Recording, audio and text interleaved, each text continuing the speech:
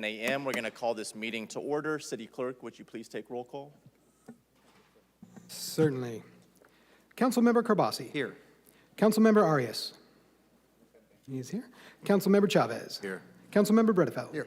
Councilmember Esparza. Present. Vice President Perea. Here. And Council President Maxwell. Present. We have a quorum. Thank you, City Clerk. I'm going to ask everyone to stand at this time for the invocation, which will be led by Reverend Jessica Harmon, who is with the Cathedral Curate at St. James Episcopal Cathedral, and to remain standing after the invocation for the Pledge of Allegiance, which will be administered by Council Member Bredefeld.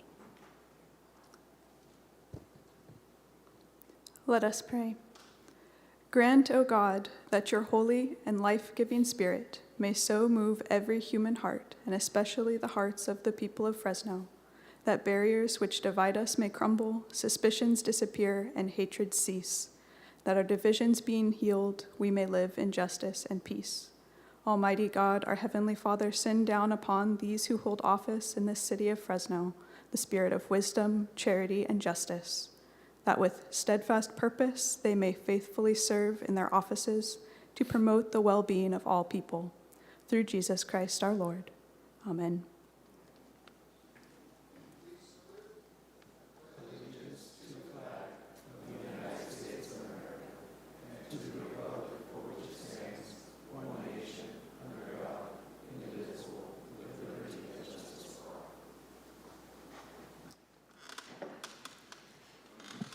Thank you, Reverend, for that invocation. City Clerk, do we have any changes to today's agenda? Yes, we do have a few changes to the agenda. First, I'd like to announce we do have Spanish, Hmong, and Punjabi translators available via Zoom, as well as closed captioning. And we do have an in-house Spanish translator for anyone who needs those services. They'd see Laura in the back. And as for changes to the agenda, the following correction needs to be read into the record for item 1M, as in mother, that is file ID 231525.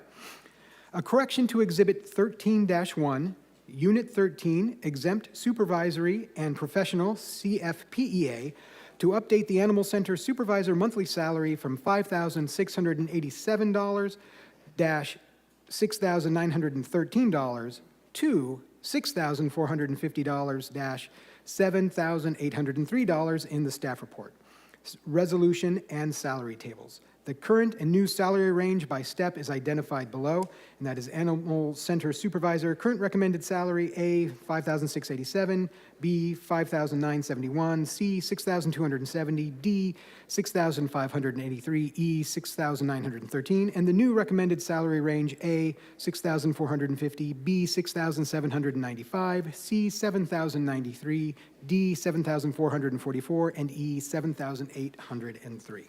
And the copy of that is all on your desks, each of your seats. Items that have been moved to contested consent for further discussion include the following. Consent calendar item 1B, file ID 231511, regarding approval of the appointment of several people to multiple boards, approve the reappointments of several people to various boards. That has been moved to contested consent by Council Member Arias. Item 1D, as in dog, file ID 231379, regarding the rebudget of American Rescue Plan Act, or ARPA, grant funding within various divisions. That has been moved to the contested consent calendar by Councilmember Arias. Then we have consent calendar item 1F, as in Frank, ID 231484, regarding the Fresno Fire Department's firefighting turnouts and award for 3-year sole source contract. That has been moved to the contested consent by Councilmember Arias. We have consent calendar item 1H, as in Henry, ID 231482, regarding the award of a construction contract for City Hall North and South parking lot security camera project, moved to contested consent by Councilmember Arias. We have consent calendar item 1L, file ID 231466, regarding the FY24 Position Authorization Resolution, or PAR, that was moved to contested consent by Council President Maxwell.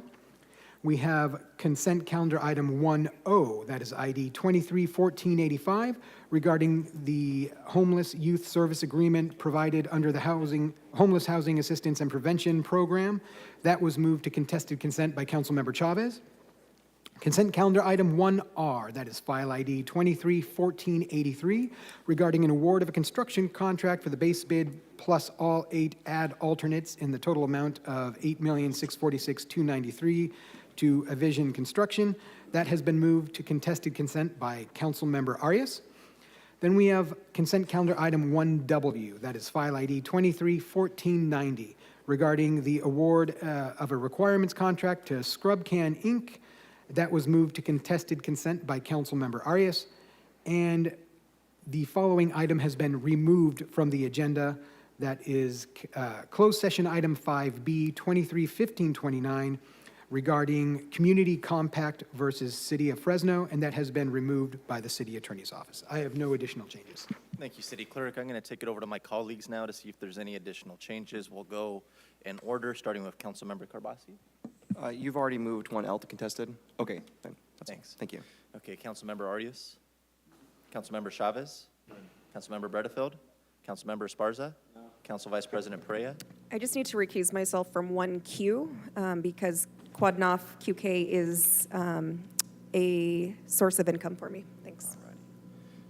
And I have no changes myself. At this time, I'll entertain a motion to approve the agenda as amended. So move.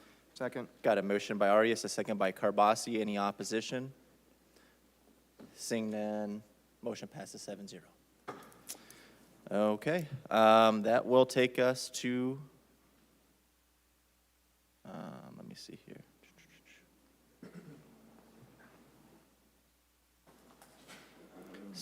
That'll take us to our ceremonial presentations for the day. We have just a couple on today's agenda. The first one is going to be a proclamation for National Latino-Latina Physician Day. And this is sponsored by Council Vice President Perea.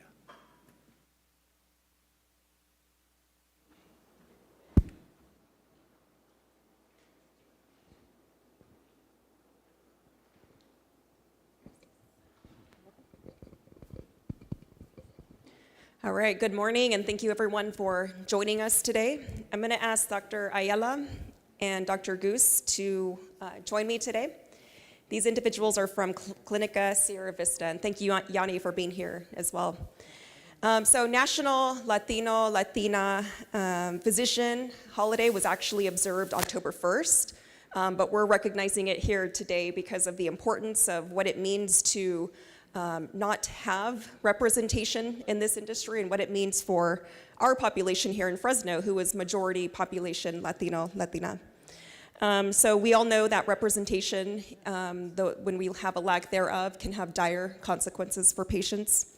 And when patients cannot find themselves reflected in their healthcare providers, it creates a disconnect that can really have dire consequences. And so we are less likely to receive the care that we need when we feel like there's physician implicit bias or language barriers or cultural barriers. And so what this means is we have a lot of work to do to make sure that we remove these obstacles. And one way we do that is by increasing representation in the healthcare industry, especially here locally. And so I think you might have a little bit more information in regards to numbers and what it means, especially for us here in the local community. And so at this time, I'm going to give it to Dr. Ayala to say a few words. Thank you so much and good morning. First of all, I just want to thank everyone, specifically the City of Fresno, for acknowledging this day, National Latino Physician Day. To me, it is like a reflection of the commitment of the city, of the state, like to celebrate diversity, equity, inclusion, because in the state of California, as we know, about 40% of the population is Hispanic. However, only 6% of the physicians are Hispanic. And of all of those physicians that exist, only 2% are women. So creating that awareness, creating awareness of the shortage of primary care physicians, but shortage also of Latino physicians, to me and to the community, I believe that it's important because medicine many times is being seen as something transactional. Someone has diabetes, the cure for diabetes, but medicine is not transactional. Medicine is something that requires a lot of behavioral change, a lot lot of like partnering, understanding our patients. We need to understand how they think, how they eat, what they believe to truly elicit change. So having culturally sensitive physicians is something very important. Again, I just want to thank the city and everyone for acknowledging this day. I really hope that the next year is not a 6%, that it's a increasing number going forward. Thank you. Thank you so much. So on behalf of the City of Fresno, it's my honor to present this proclamation to Clinica Sierra Vista. Clerk, will you please read the proclamation into the record? Certainly. Whereas the city of Fresno is home to a proud and vibrant Latina community that has bolstered the city in the realms of art and music, law, education, business, healthcare, science, and many more. And whereas National Latino Physicians Day, observed on October 1st, is a day designated to honor and celebrate the accomplishments, dedication, and tireless commitment of Latina physicians to the field of medicine. And whereas less than 7% Latina physicians are not enough for the diverse populations of the United States, with only 2% of Latino physicians in the United States being Latina, and 52% of California is projected to be Latino by the year 2050. And whereas Latina physicians have played an instrumental role in addressing healthcare disparities, providing culturally competent care, assisting where there are language barriers, and advancing medical research and education, contributing immensely to the betterment of our city. And whereas the wide array of healthcare services provided by professional Latina physicians continues to be an increasingly important component of Fresno's healthcare delivery system. And whereas Clinica Sierra Vista is a comprehensive healthcare organization serving the primary medical, dental, and behavioral health needs of about 200,000 people in Kern and Fresno, offering care and support to the inner city, the rural and isolated, those of low, moderate, and fixed incomes, and families from an array of cultural backgrounds who speak several languages. Now, therefore, be it resolved that we, Council Vice President Annalisa Perea, Mayor Jerry Dyer, and the Fresno City Council members do hereby recognize October 1st, 2023 to be National Latina Physicians Day.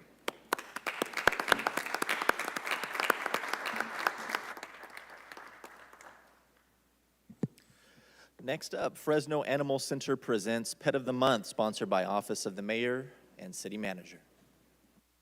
So, Council President, oh, there they are. I'm coming.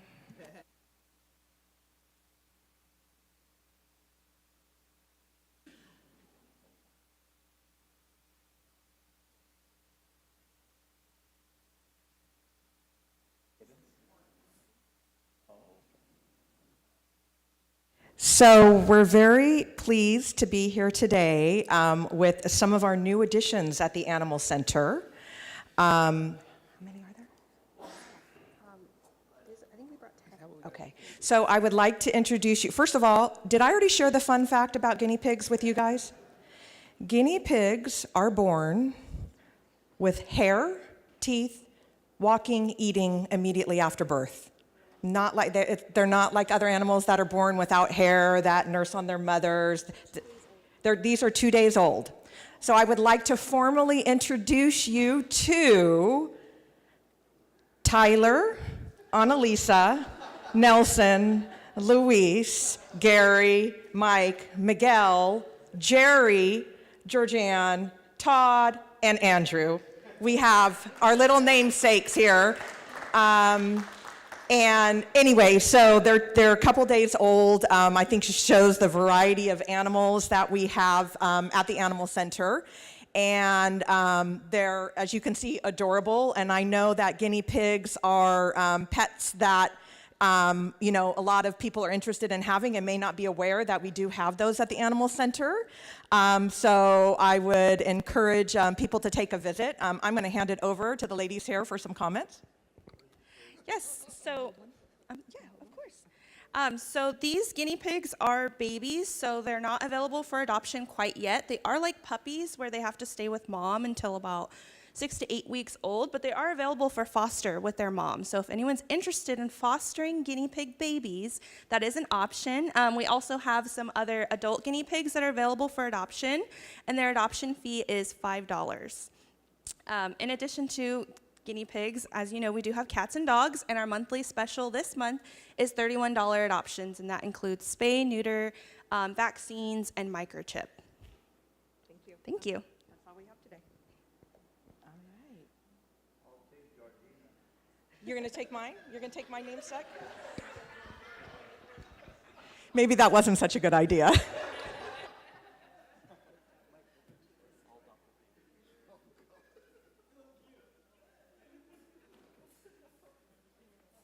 All righty, Hang in there, moving Mike. on swiftly. We, council member reports and comments. We'll start with council member Carbasi. No report today, thank you very much. I just want to ask, I'm sure other council members will ask too, if we can adjourn in memory of Ross Clark. Absolutely, thank you. Council member Arias. Thank you, Council President. A couple of thank yous to Parks Department for the new dog park, which we'll bring forward a naming for in the next couple of meetings. Also, on November 4th, we'll be doing a bike and helmet giveaway in Tower District, so stay tuned for the details. It'll be 11 in the morning in partnership with the Fresno County Bike Coalition. Chinatown has been getting its weekly trash pickup and power wash, so thanks for the Parks Public Works Department for that. And lastly, I just want to say thank you to the staff for working on the water tower. I see some of the improvements have been completed. We have a few more to go. I appreciate the work on helping us preserve that historic asset in the water tower. Thank you, Council President. Thank you. Council member Chavez.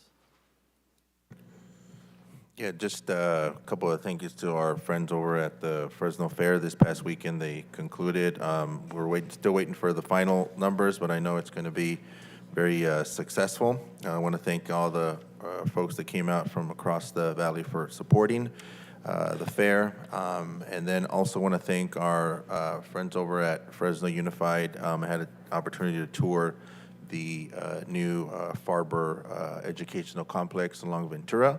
That's going to be a state-of-the-art facility for our kids, not just in South Fresno, but across the city.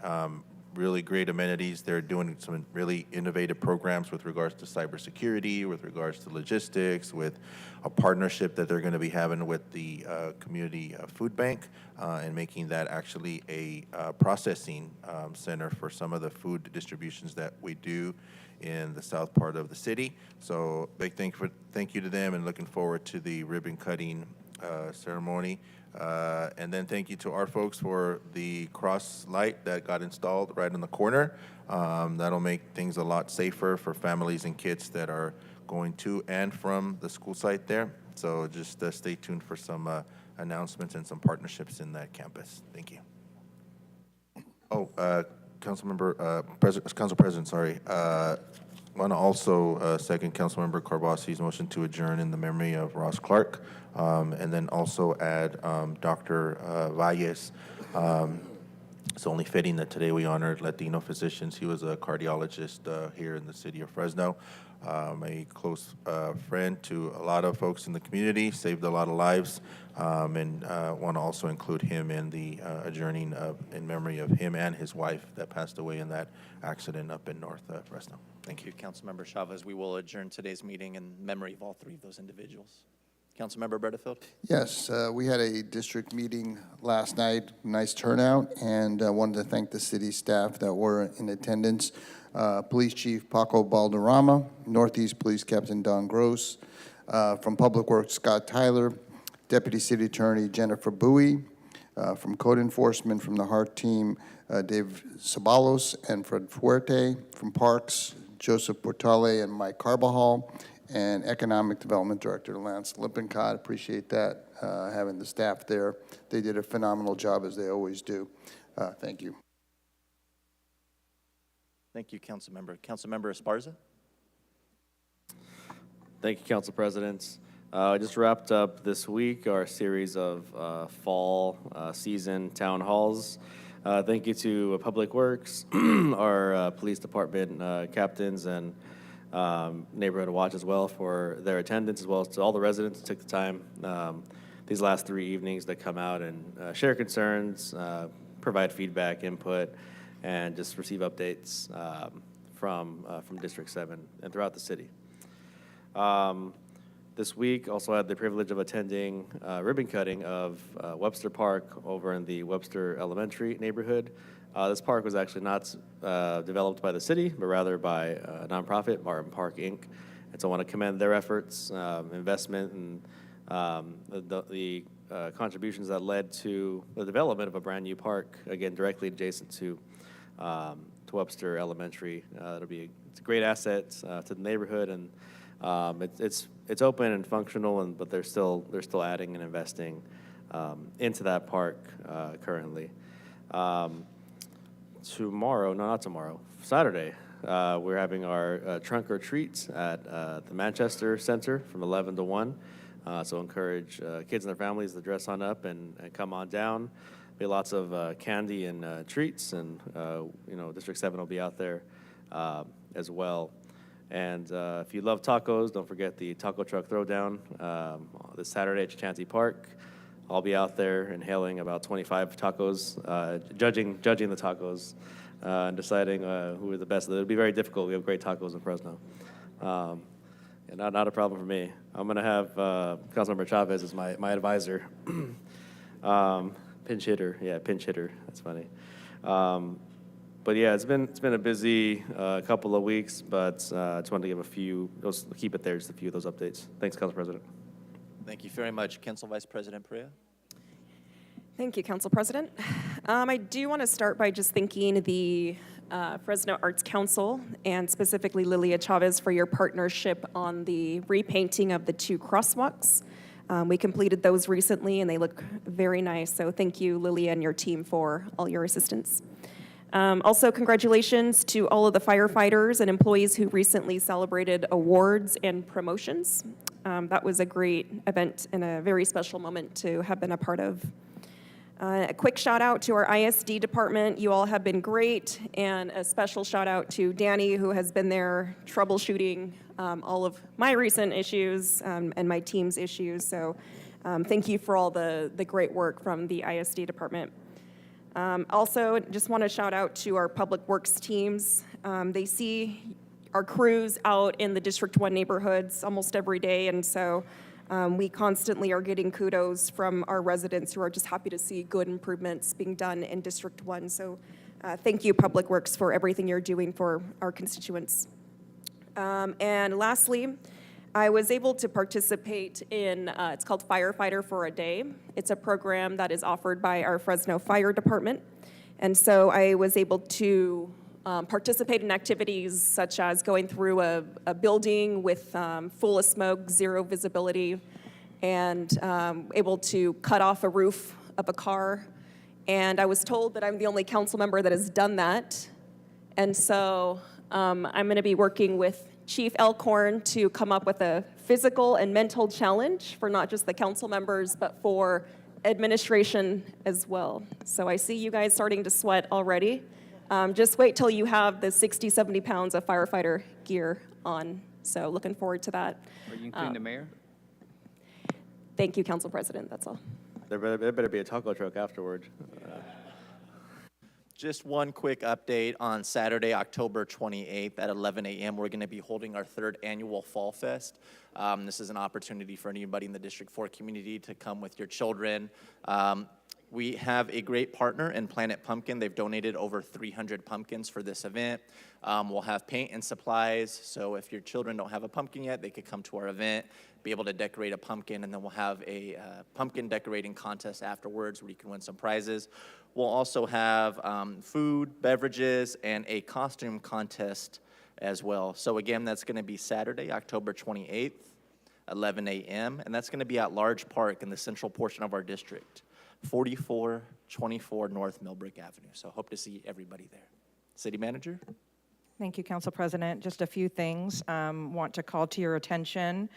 In the last couple of weeks, we've sent out a few tray memos. One was the Measure P Fiscal Year 22 Annual Report. That is a requirement of the Measure P ordinance. We also sent out a tray memo regarding the Fall Home and Garden Show. And as you know, that's a pretty popular event in our community. And the last couple years, we have had staff from our Planning and Development Department there to talk about ADUs. As you know, we have pre-approved plans for ADUs in the city as accessory dwelling units. So they will be at the home show Friday, November 3rd, Saturday, November 4th, Sunday, November 5th. And we've gotten a lot of lot of people stopping by, very interested. And I think that is a really interesting way to add housing capacity to our city is through these ADUs, and I think we've made it as easy as possible by having pre-approved plans, so residents don't have to hire anybody or get plans approved. And then last but not least, to follow up on Council Vice President's compliments to ISD, the City of Fresno was recently selected as a recipient of the prestigious 2023 MISAC Excellence in Information Technology Practices Award, and that is the Municipal Information Systems Association of California. So they recognize agencies for implementing information technology practices that excel in creative and efficient uses of local government resources. The city has attained the level of excellence for this award. So congratulations to Brian and the entire ISD team. Well done. That's all I have, Council President. Thank you. Thank you very much. City Clerk? Yeah, I do have a few announcements. First, there is a need for to fill a vacancy on the Civil Service Board. The Civil Service Board, see, I got some information right here. The Civil Service Board hears and reviews and makes recommendations to the City Council on civil service and personnel administration issues. That body is in existence pursuant to the city charter. It's Article 9. And primarily, they will conduct hearings as provided in Section 1002 relative to the suspensions, demotions, and removals of any person in the city employment, and perform such other duties as may be prescribed by ordinance not inconsistent with the provisions of the charter. It's a very important role. If you feel the call to public service, please visit the city clerk's website, fresno.gov/city clerk, select our boards and commissions, and you can apply directly from there. Also, the deadline for the March 5th, 2024 presidential primary, if you want to register to vote in that election, is February 20th, 2024. You can do so at the Secretary of State's website. That is sos.ca.gov/elections. And on the city clerk's website, we do have our candidate guidebook for anyone who's interested in running for local office. And you can find that at fresno.gov/city clerk and select our candidate guidebook. That's all the information I have right now. Thank you, City Clerk. City Attorney? Thank you, Council President. Just a quick update from October 7th Waste Tire Amnesty event in D7. We collected 877 waste tires. Just wanted to give a special shout out to code enforcement, specifically the Illegal Dumping Task Force. Special thanks to Marty, Keyshawn, Al, Ricardo, Miguel, Mike, Jose, and of course, John. Thank you so much. Perfect. City Manager, did you have an additional comment? Yes, I just a briefing for council very quickly. The long-awaited charter fence gate. So we are going to be putting the signage up November 1st. Pedestrians must use the pedestrian gate. Only vehicular traffic in the parking lot area, and getting that gate to go live November 1st. But we're going to get the signage up now so our employees can get used to starting to walk. And we are going to have to make a few more modifications to the sidewalk to connect the sidewalk so they don't have to step down into the corner of the parking lot. But we're not going to wait for that. We're just going to go. So I just wanted to brief you. I know you guys have been very interested in that. Thank you, City Manager. Okay, that's going to bring us to the public comment portion of today's agenda. That'll include any items on the consent, contested consent, unscheduled communication, or closed session. As per usual, we will start with folks here in the chamber. If you haven't done so already, please fill out a yellow card. You will have 30 minutes to address the council, and then we'll transition into electronic communication afterwards. The first person in the chamber here today is Fernando Elizondo. Good morning, Fernando.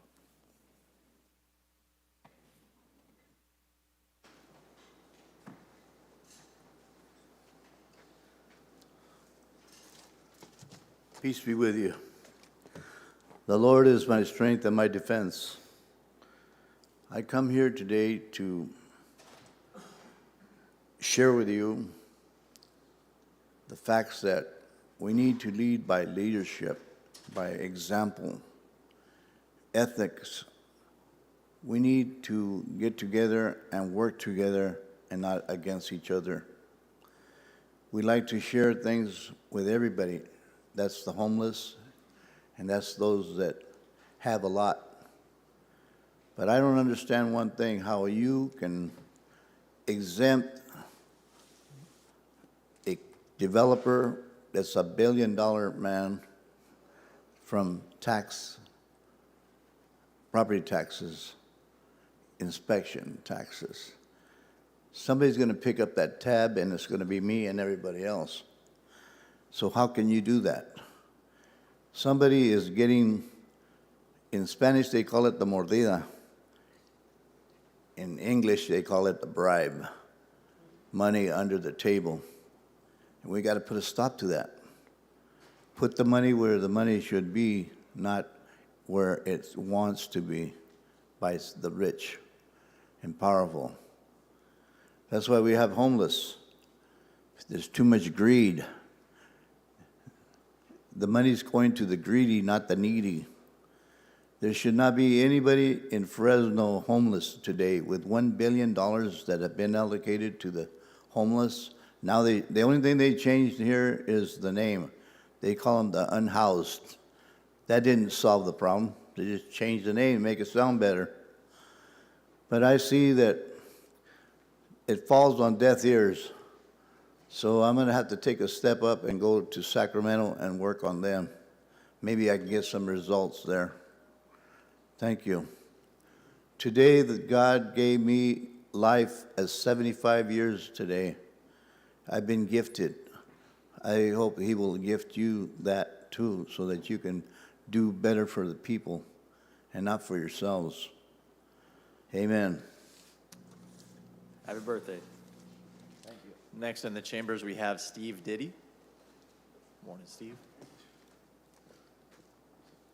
After consulting with the internet, I discovered that there's no licensing of marriage municipally anywhere in California, or probably anywhere in the United States, I would imagine. So how about the city getting in the business of licensing marriages? And one stipulation that I would like to see is after 1 year, if there is a separation between any sort of union couple in that sense, after the expiration of 1 year that they've been actually physically, approximately separated, then it's annulled. That's about it, thanks.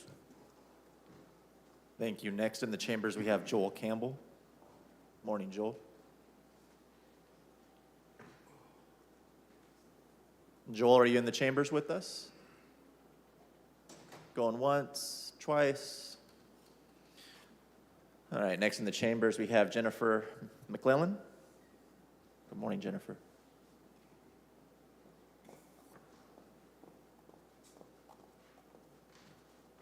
My commentary is regarding Agenda 23-1470. Is it the right time for that? You could speak on that, yes. Okay. My name is Jennifer McClelland. I worked as a police officer in the city of Fresno for 8 years. I lived in Fresno for most of my life, and I'm here as an advocate for disabled children. Most of my advocacy is at the statewide level. I care about funding and health care. It's not usually a thing for me to care about local politics. I'm here in favor of the construction of a congregate living health facility in North Fresno. It's a little bit of a confusing issue. I don't necessarily understand all of the real estate rules, but what I do understand is that disabled children and adults are important to the city of Fresno and that they have a right to live in residential neighborhoods just like everyone else. My son has a tracheostomy and uses a ventilator. These are the same disabilities that adults who will live in this facility have.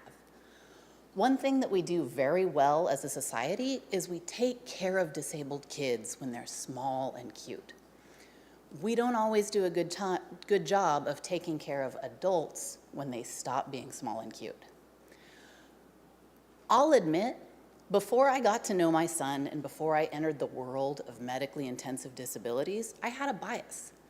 And it wasn't from a place of malice. It was a place that I just didn't understand what any of it was. I'd never seen it before. Most people think of ventilators as something that exists in a hospital, in an ICU when you're really sick. My son's at school right now. The school manages his medical care needs. They've figured out a way for him to be on the marching band while having a breathing disability. We can do a good job of integrating people who have disabilities into our neighborhoods, into our schools, into our city. I know that the city of Fresno values disabled people, and I just want to make sure that we respect and honor the disabled people of Fresno and their rights to live in neighborhoods just like everyone else. Thank you. Thank you. Next in the chambers, we have Robert McClaskey.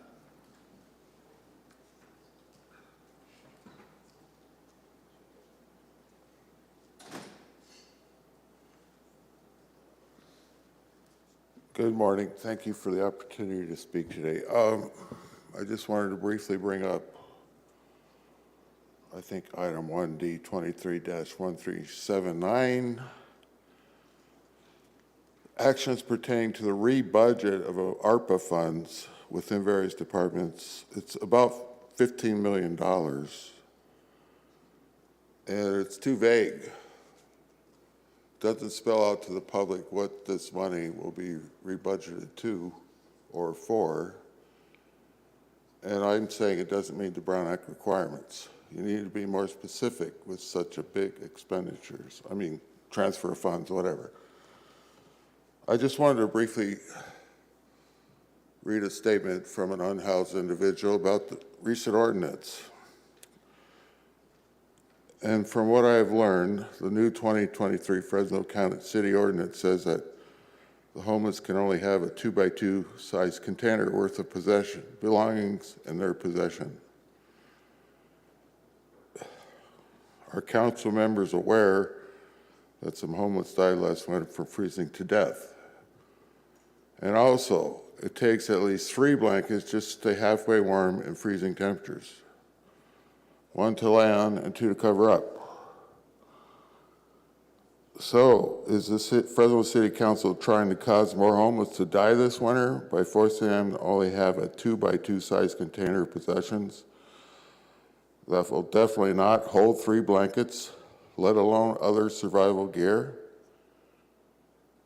Because if the unhoused person has more than that, the city sends a homeless task force to forcibly grab their blankets and other survival gear they need, and then proceed to throw everything of theirs away in the white garbage truck. That's exactly what they always do. They've done this to my friend and I at least 7 times in about 1.5 years, plus multiple other homeless telling us the same. It's the grace of God that we have survived the homeless task force. I bring that to your attention because you need to rein these people in. And they should be able to have more than a 2x2 box, whatever size thing, as she spelled out here. I did want to comment real briefly. I think the mayor's statement about people that objected to the raising of the Israeli flag was over the top and wrong, questioning people's patriotism. It's kind of one-sidism to raise that flag and not question what I condemn war crimes on all sides, and war crimes have committed by both sides. We need to call for reconciliation and peace and not one-sidism. A lot of Palestinian Americans in Fresno have been highly offended by what happened. Appreciate your time. Next in the chambers, we have Matthew Gilliam.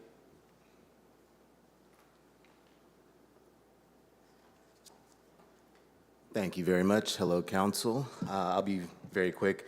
My comments today are also in regards to item 23-1379, and I do agree with Mr. McClaskin that the city and the council has an opportunity to be more transparent as they look at this $14 or so million. The city of Fresno has received roughly, forgive me, this is just a Google number, but roughly $150+ million in ARPA funds. And if we just, this is just quick math, if we broke that up amongst all of the constituents in the city of Fresno, they would have received approximately $313 per person. Obviously, that's not how that money gets broken up, it gets doled out, but somehow there was found a way for one person, one entity to receive over the course of a year and a half, $288,225.28 of ARPA dollars.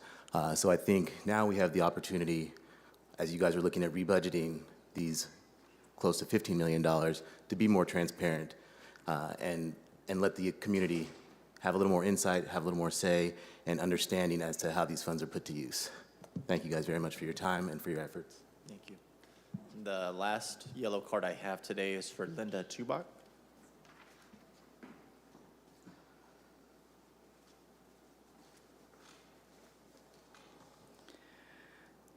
Good morning. Thank you, council members. I'll be brief. I just want to say that I'm horrified that the Israeli flag is flying over Fresno. I think it's clear after 12 days and some 10,000 bombs dropped on Gaza that this is a flag of a genocide and an ethnic cleansing. And I think we have no business flying this flag over our city.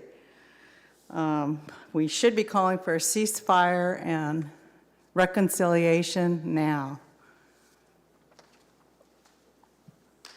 City Clerk, do we have anybody that wishes to speak electronically? Yes, we have Lisa Flores. Good morning, Lisa. Good morning, everybody. First, I want to thank Miguel for puppy love. What more can I say? My dog Tasha, I think, has a crush on your dog Shadow. But I also want to speak about some things that are going on at the new dog park. We need to know when the water's being turned on. And please remind park staff and your contractors or whoever goes into the park that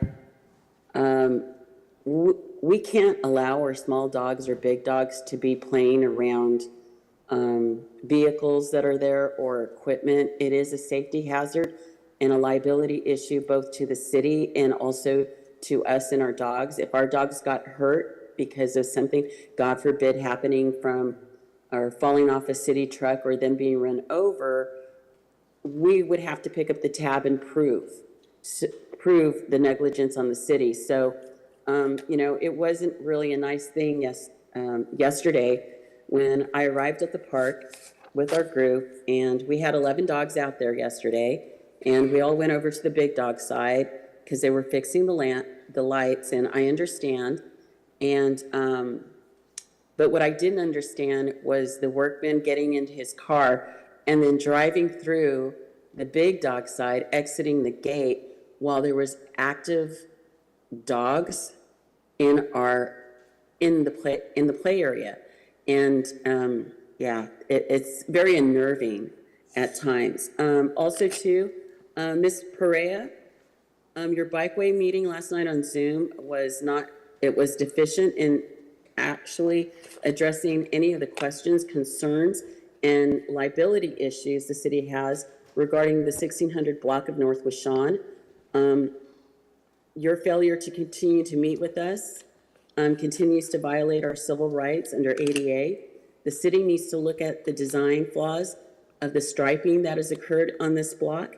And also, they need to do a risk analysis at the intersection, as well as the turn lane and the risk analysis of me backing out of my driveway and not being able to see the bicyclists, not being able to get into the lane properly without incurring accidents. You're asking me to accept a lot of liability for a poorly constructed project. And your refusal to meet with me only speaks, it's ill will at this point. Also too, what was in the dirt? It's been almost 2 months. I need to know what was in the dust that I, took in my lungs on August 30th. No one has told me. You guys have said it was sent to me. I never got the information that I... Thank you. Next we have Rebecca.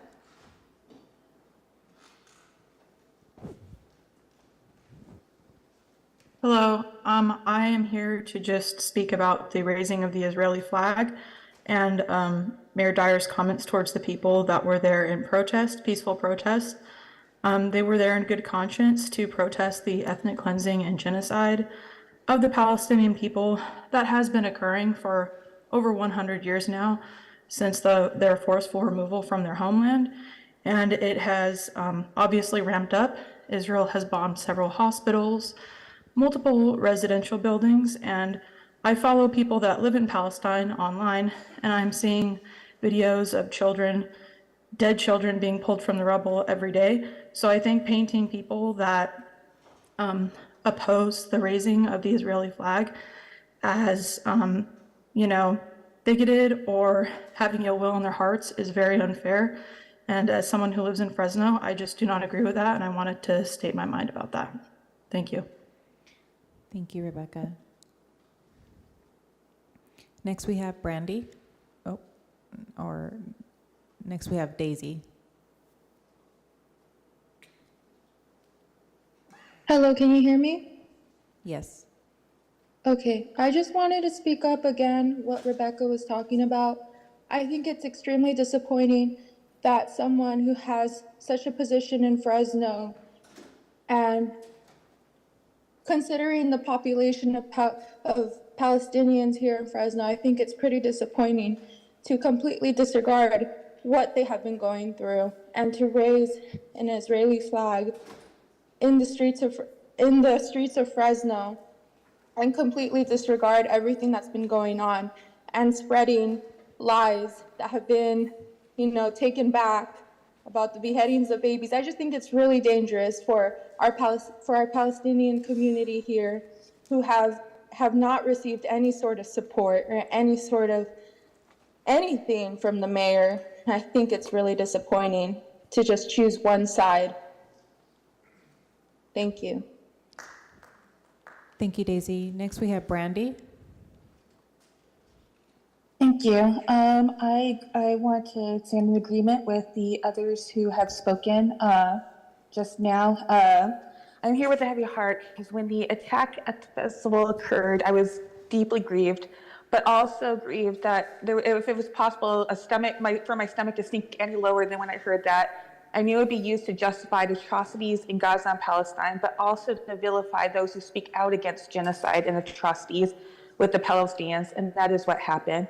Grief cannot justify the atrocities the Israeli government is inflicting on Palestinian. Terror cannot be defeated with more terror. More than 700 children have been killed in response, over 3,000 Palestinians. Their words and actions in this time matter from our leaders, and we need leaders to not condone injustice and inhumanity of any time, but be representative of all your constituents to ensure that in recognizing a great tragedy of innocent lives, you do not condone but stand against tragedy, oppression, and terror being inflicted in response. The mayor and the council members held which I believe is a Perea, Kabasi, Berthel, and Arias, held an Israeli flag raising, which communicated, from what I've heard from people, that some lives are more valuable than others. There are those who went out there to protest, as mentioned, and dire vilified them, and instead of recognizing the horrors that have continued with the people, accused them of hate and questioned their American status. It is not hate to not want people to die in rubble, to lose their children. We asked the council to demand a ceasefire, to speak against a U.S. opposing ceasefire. To say you either support Israel or hate Jews is a false dichotomy. You absolutely should call for the end of the Israeli genocide of Palestinians while condemning the violence towards Jews anywhere, and recognize that these are not synonymous with the Israeli government. Supporting Palestinian freedom is not anti-Semitic, and all those who live in the area are actually Semites, including the Palestinian. When one side of conflict can control others' waters, food, electricity, internet supply, when one receives over $3 billion in military funding from the U.S., when the other side is forced to evacuate to absolutely nowhere, that is not a conflict, that's extermination. Please stand against, never again should be never again for everyone. Please stand against so I ask that you listen to the community, stop and listen to the community as well. And I also agree with what Bob said. There are already people asking me for blankets, and it's not even freezing temperature, and we must recognize that when the HEART team is throwing away people's blankets and arresting people who try to save them. They are condemning them to illness and to death. Thank you. Thank you, Brandy. Next, we have Lethal.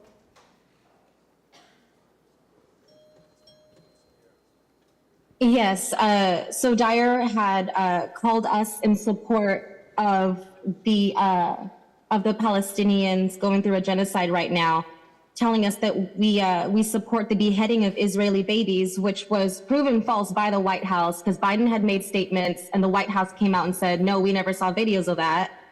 And he also said that we don't stand for the United States of America. The United States of America is standing with Israel, who is literally causing a genocide right now. And of course, America is standing for that because look at our history, look at the genocide that has happened here. And the settler mindset just needs to stop. Dyer is a racist, a killer, and a rapist. So of course he's standing with people who are doing this. I'm not saying that Hamas is right.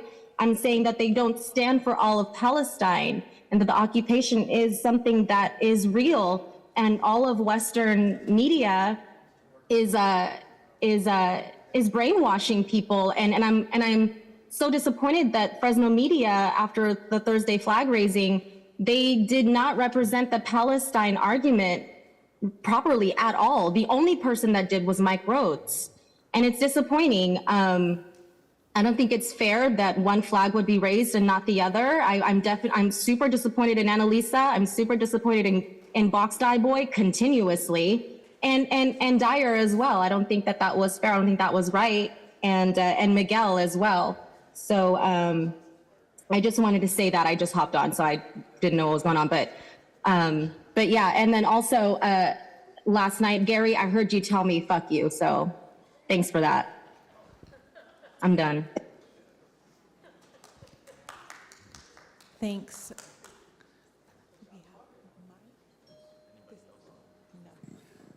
That's not true, just so you know.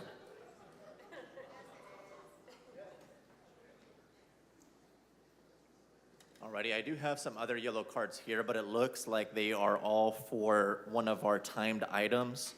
We're about to get to the 10 o'clock and the 10:05 items, but if you wish to speak generally to the council on anything else at this time, please come forward. Nobody else on Zoom, City Clerk? That is correct. There is no one else on Zoom.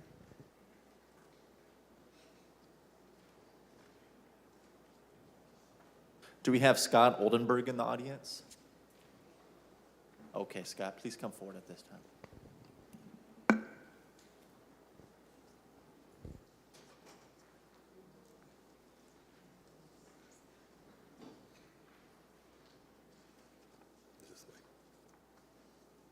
Thank you, Tyler. I am a resident in Northwest Fresno. I live at 5571 West Vartakian Avenue. Myself and the neighbors in my Soroyan school area were very uncomfortable about the fact that we received a postcard this week, the day before an informational meeting at Soroyan School concerning this proposed development at the corner of Sierra and Polk. When I and a number of other people in our community got to the meeting, we also found out that, in fact, there would be a vote here less than 48 hours away. The community was not notified in any acceptable way of this development. And the point was made, well, the state money, we've got to act fast because the state money is going to expire unless we take care of this. I'm here to tell you that every time you, as city leaders, push a process to this degree and don't get community input and disregard the whole concerns of transparency, we have a problem. And I have to tell you too, based on the neighbor app site that I've accessed, a lot of other people in the community feel the same way. I've been in this community for many years. I purchased the home that I live in when it was built about 30 years ago. I did move away for quite a number of years, but I maintained ownership of the property and then moved back in when I retired. I believe in this community. I believe there's a better way to do this. And I'm concerned not only with the city, but with the state and the way these things are approached. I thank you for listening to me. And I hope that we can give this some more careful thought and time before we make any kind of critical decision. Thank you. Seeing no other yellow cards or anybody on Zoom, is there a motion to approve the balance of the consent calendar? Motion by Arias, second by Carbasi. Any opposition? Seeing none, passes 7-0. Mr. President? would you Yes, permit me council to member, make floor is yours. I'll be brief as I can. I want to thank the council for supporting item 1P, which was the Welcome Home project that Scott just mentioned on the consent calendar. I'm really grateful to help deliver a critical solution to two key issues affecting our city on a daily basis. Our city has consistently faced a housing crisis, and it is harder today for Fresno's youth to get on their feet and build a better life without stable housing. This project is the first of its kind. It's a hand-up, not hand-out housing development in Northwest Fresno to help graduating foster youth in our city build a better life as they reach adulthood. I want to make it clear that this is accepting $23 million that's being reinvested, our state dollars coming back not only to Fresno, but to Northwest Fresno. Now, we had a community meeting on Tuesday night at Ceremonial Elementary, and I want to thank all the residents, including Scott, who participated. It was a very robust conversation. And there was very, very constructive feedback regarding parking, traffic patterns, and infrastructure needs. And next week, I will be meeting with professional staff and the developer, Valley Teen Ranch, on how we can implement these recommendations into the final plan. And the conversation with the neighborhood is not over on this project. I do want to thank Valley Teen Ranch. Thank you for being here, for your commitment to this project, and for assuring residents at the meeting that you will have a rigorous screening process for who gets to participate in this amazing permanent housing project in Northwest Fresno, and that you're going to have on-site management to ensure this is a safe and beneficial addition to the neighborhood. And lastly, I want to thank the administration. I don't know if Phil is here. Phil, thank you so much for your work. This is major funding back into Fresno. Now, all of us are bearing the responsibility to ensure everyone has a great opportunity in this city to have permanent housing. And I want to thank Gloria and the rest of your team to get this major funding invested not only in Fresno, but Northwest Fresno. And thank you, council. Thank you, council member. Let's move on to today's scheduled items, beginning with the 10 o'clock a.m. item. This is actions pertaining to the acquisition of a permanent street easement at 6162, development project for the widening of West Ashland Avenue between North Polk and North Hayes Avenue. Council Vice President Perea, this is in your district. I'll give the floor to you at this time. Thank you. No questions. Just want to thank the Public Works team for meeting with me yesterday and answering some of my clarifying questions. So with that, I'd like to make a motion to approve. I have a motion by Council Vice President Perea and a second from Carbasi. I'll give the floor to you, Mr. Benelli, if you'd like to address the council. Thank you. I'm Andrew Benelli, Assistant Director of Public Works. This is a hearing for resolution of necessity to acquire property on Ashland Avenue for street right-of-way. This is near Ashland and Hayes. Lennar Homes is constructing a subdivision on the northeast corner of Ashland and Hayes. One of their conditions is to improve and widen Ashland Avenue. They've been successful in securing 14 of the properties needed. They did have one homeowner who was not in agreement with the offer of compensation, and this is a hearing to start the condemnation process to acquire that right-of-way. Thank you very much, and glad to answer any questions. Thank you, sir. We're going to take it out to the public at this time. Does anybody in the audience wish to speak on the 10 o'clock a.m. item? If so, please come forward at this time. Seeing nobody in the chambers, do we have anybody on Zoom that wishes to speak on this item? There's no one on Zoom. Okay. To be procedurally accurate, I'm going to bring it up to the dais for a motion one more time. So move. Got a motion from Arias? Second. Second from Vice President Perea. Any discussion? Seeing nobody punched up, is there any opposition? Seeing none, item passes. Does Chambers count as a vote? Okay. 7-0? Okay.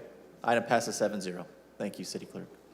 All right, let's go ahead and jump forward to the 1010 appearance by Jamie Kazaza Jr. to discuss Fresno Police Department and their responsibilities.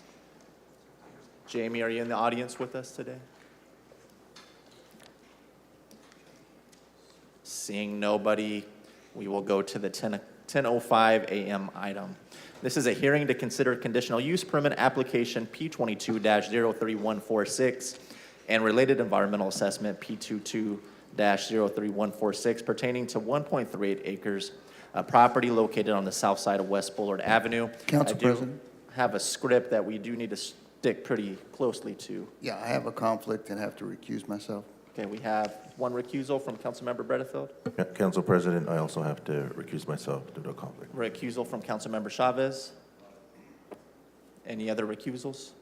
Okay. I'm going to ask the two of you to step out of the room. Mr. President, I have to make a statement before we start discussing this item. At what time would you like me to do that? Floor is yours. Okay. So as many of my colleagues know, I have a professional relationship with a member of the applicant team, Mr. Whelan. But in the interest of full transparency for the public and in the interest of fairness and due process for the applicant and the appellant, I will be abstaining from any discussion and action on this item. Thank you, Council Member. I will now ask City staff to present the item and their analysis. Good morning. Good morning, Council President, council members. Philip Seegers with the Planning and Development Department. The items for consideration today are conditional use permit application number P22-03146 and the related environmental finding. I'd like to note that the subject applications being considered are being considered based on an appeal of the environmental assessment as well as an appeal of the project approval. So,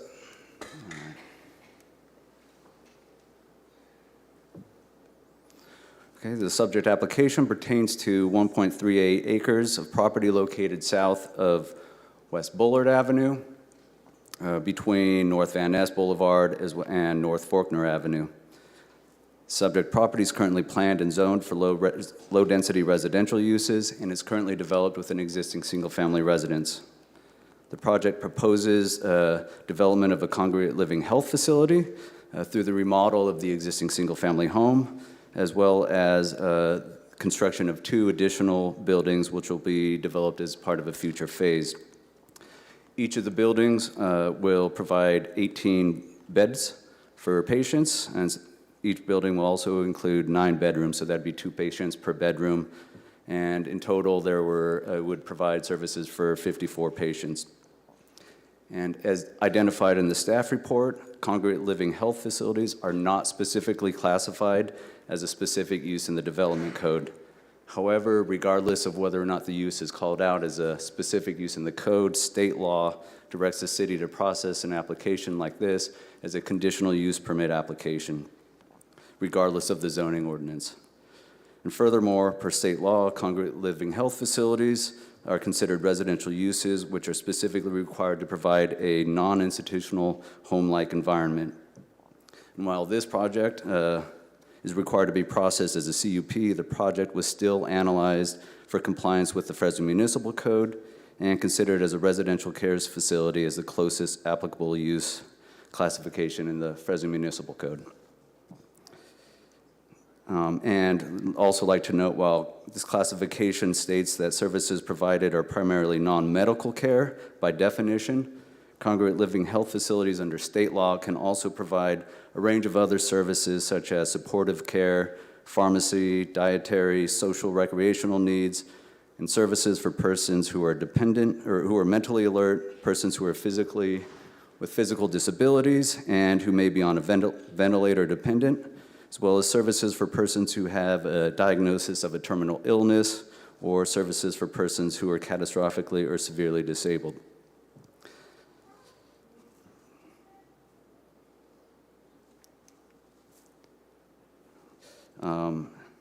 As previously mentioned, the Planning Commission approved the project. Oh, sorry, here's a proposed site plan of the project. And the existing single-family residence is located just south of West Bullard Avenue, and that's the structure that would be converted into the Congregate Living Health Facility, and the two future buildings would be located to the south. And West Morris Avenue is just located to the south, as well as Melick Elementary. Going back. This clicker. So on June 2nd, 2023, the Planning and Development Director approved the subject application. And then on June 5th and June 14th, the Director's decision to approve the project was appealed. And on June 19th, the appeal was considered by the Planning Commission. And the item was continued to another date to allow additional time to allow for a neighborhood meeting to occur. And the item returned on August 23rd after the neighborhood meeting was held on August 23rd, and approximately 14 neighbors from the surrounding neighborhood were attendance, and a summary is provided in Exhibit N. And then on September 6th, the Planning Commission denied the appeal and upheld the approval of the director on the condition that the scope of the project be reduced to no more than 2 buildings. And even with that, each building would provide no more than 18 beds per building, so they wouldn't be able to kind of increase the number within each unit. And we will skip over this slide, as I previously discussed that. Staff maintains that none of the exceptions to the categorical exemptions apply, and the Class 32, Class 32 categorical exemption remains applicable and relevant. And further, there are no changes to staff's recommendation, and staff recommends City Council deny the appeal of the environmental assessment and uphold the actions by the director and the Planning Commission to approve the application. And that concludes staff's presentation, and I believe the applicant should be here, and the staff planner, Thomas Veach, may be online as well to answer any other questions. Thank you very much. Appreciate your time. I'll now provide an opportunity for both the applicant and the appellant to present to the council at this time. And we'll start with the applicant, if the applicant would like to come forward for the presentation. Mr. Whelan, good morning. Pardon me? No, I didn't have a presentation. Good morning, honorable members of the council. My name is Brian Whelan. I'm here on behalf of the applicant. And I know that a lot of this was set forth in the very thorough analysis that was performed by city staff and city attorney's office. But I kind of wanted to give people more of a hands-on understanding of what it is and what we'd like to achieve for the community here.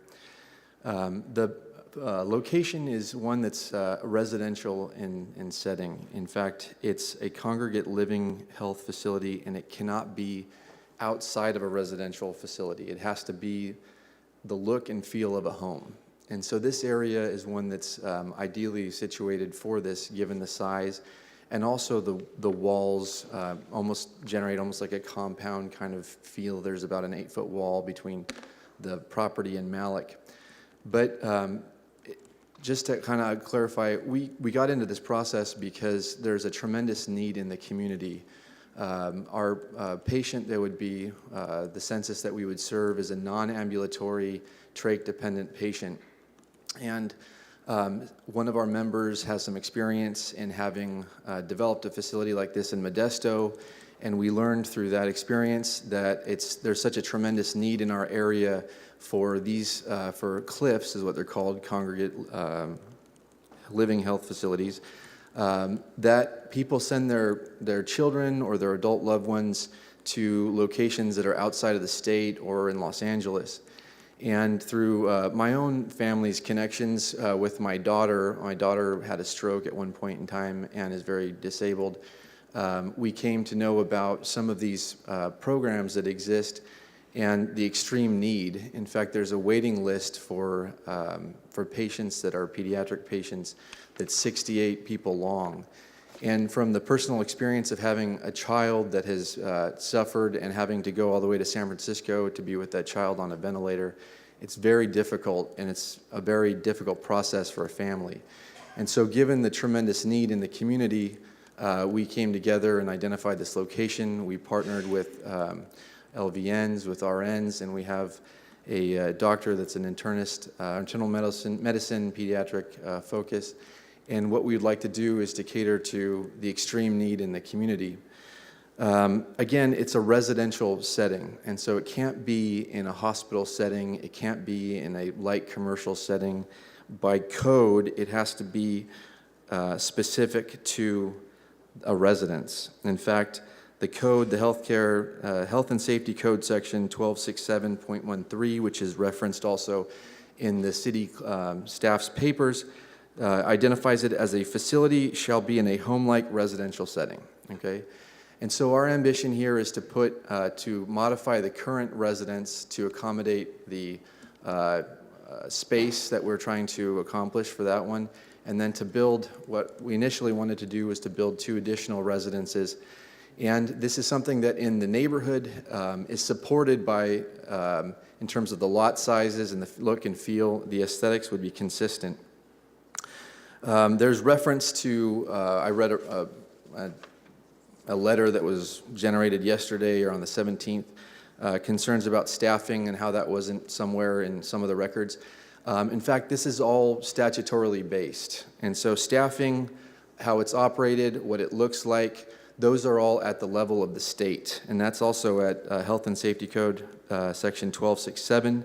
It talks directly about for all congregate living health facilities serving persons who are terminally ill, catastrophically and severely disabled, mentally alert but physically able, or any combination thereof. Registered nurse shall be available for consultation to come within the facility within 30 minutes. It goes on to identify 6 beds or less, 1 per shift, facility with 7 to 12 beds, 2 per shift, 13 to 25 beds, etc. So this is something where the state has regulated what this looks like. And with the findings of the staff and the city attorney's office, and also consistent with what the Planning Commission reviewed and voted 5-0 in favor of, there is consistency that has been throughout in terms of what it is that the state has mandated for these types of locations. In fact, some of you may have even driven by some of these without even knowing that they're there because they look and feel like a residence, like the one that's immediately catty-corner to my house on Fruit and Bullard. This is not a location where there will be procedures or a surgical center. There will be instances where people will be tended to with their trachs. It's a process that's very involved, but that will recover and make recoveries. I was talking to a member of the community that lives around the corner from this location, and he shared with me that his sister has Huntington's disease and that they had to, the only place that they could help with locating her was in Modesto, and that's a tremendous burden on them and the family. It's not limited to Huntington's disease, those that have had accidents, those that have genetic diseases, some people that have had all manners of complications, but it's not one that requires acute care as if it were a hospital. The city staff have been exceptional to work with. They have gone in extreme detail to make findings consistent with CEQA. I know that's one of the items that's being appealed, and those findings are set forth in Exhibit I. And I think that one of the challenges that we see to this process specific to CEQA has been very well articulated by the city staff and city attorney's office. And there's essentially a 3-step process, and the first is to determine whether or not there's an exemption that applies. And for this property, for this use, there is an exemption that applies. With respect to some of the other arguments, I might just wait to hear what they're going to be at this point and reply. But with parking and with traffic, we conducted a traffic study, and that's set forth in one of the attachments. I believe it's Exhibit O. But for this type of facility, one of the things that's analyzed is the number of in and out experiences. And so what was in the findings is that in order for there to be a trigger for CEQA, that there had to be at least 247 dwelling units to exceed 500 average daily trips, or 1,166 dwelling units. So that's not what we have. We have significantly below that threshold. Also, with respect to the size of the area, it's one that is consistent with the aesthetics and size. Our neighbor to the east has about a 10,000 square foot home. Our neighbor to the north has about a 10,000 square foot homes. Around us are other homes that are a couple thousand to 3,000 square feet. And what we envision is our total footprint for the three would be 4,500 approximately each. We did meet with the neighbors on several occasions. I had many conversations with the neighbors on several occasions, and we were talking about what would be, to meet halfway. And so some discussions were that meeting halfway might be 2 instead of 3. And so that was something that was proposed and discussed. Some just wouldn't get on board with that no matter what. And that was discussed at the Planning Commission level. The Planning Commission suggested that they make that as part of the conditional use permit. And we said, if there's no appeal and we can go forward and serve the needs of the community, that we would like to do that. But here we are. So I think that the original June conditional use permit as constituted by the city would be appropriate and in the highest and best use for this location. And if there are any questions, I'm happy to address those. Thank you. We'll take questions and answers later on. Thank you. Okay, thank you very much, Council. Now I'll provide an opportunity for the CEQA appellant to make their presentation. And as a note, the presentation should be limited to CEQA appeal. Good morning. Good morning. Thank you, Mr. President, Vice President, Council. My understanding is the appeal is both on the CEQA and the CUP. The staff report touched on both issues. I'll let the city attorney address that for you. Hi, Raj. Hi, Mike. What's the question? The Yes, question is, the both. appeal is on both the CUP Yes. and the CEQA. The appeal is both, yes. So with respect, may I address both? Yes. Please Thank you. proceed. Thank you again for the time. I promise to be brief. Mike Durkee representing Brent Smitkamp and Andrew Wanger, some of the neighbors surrounding this use.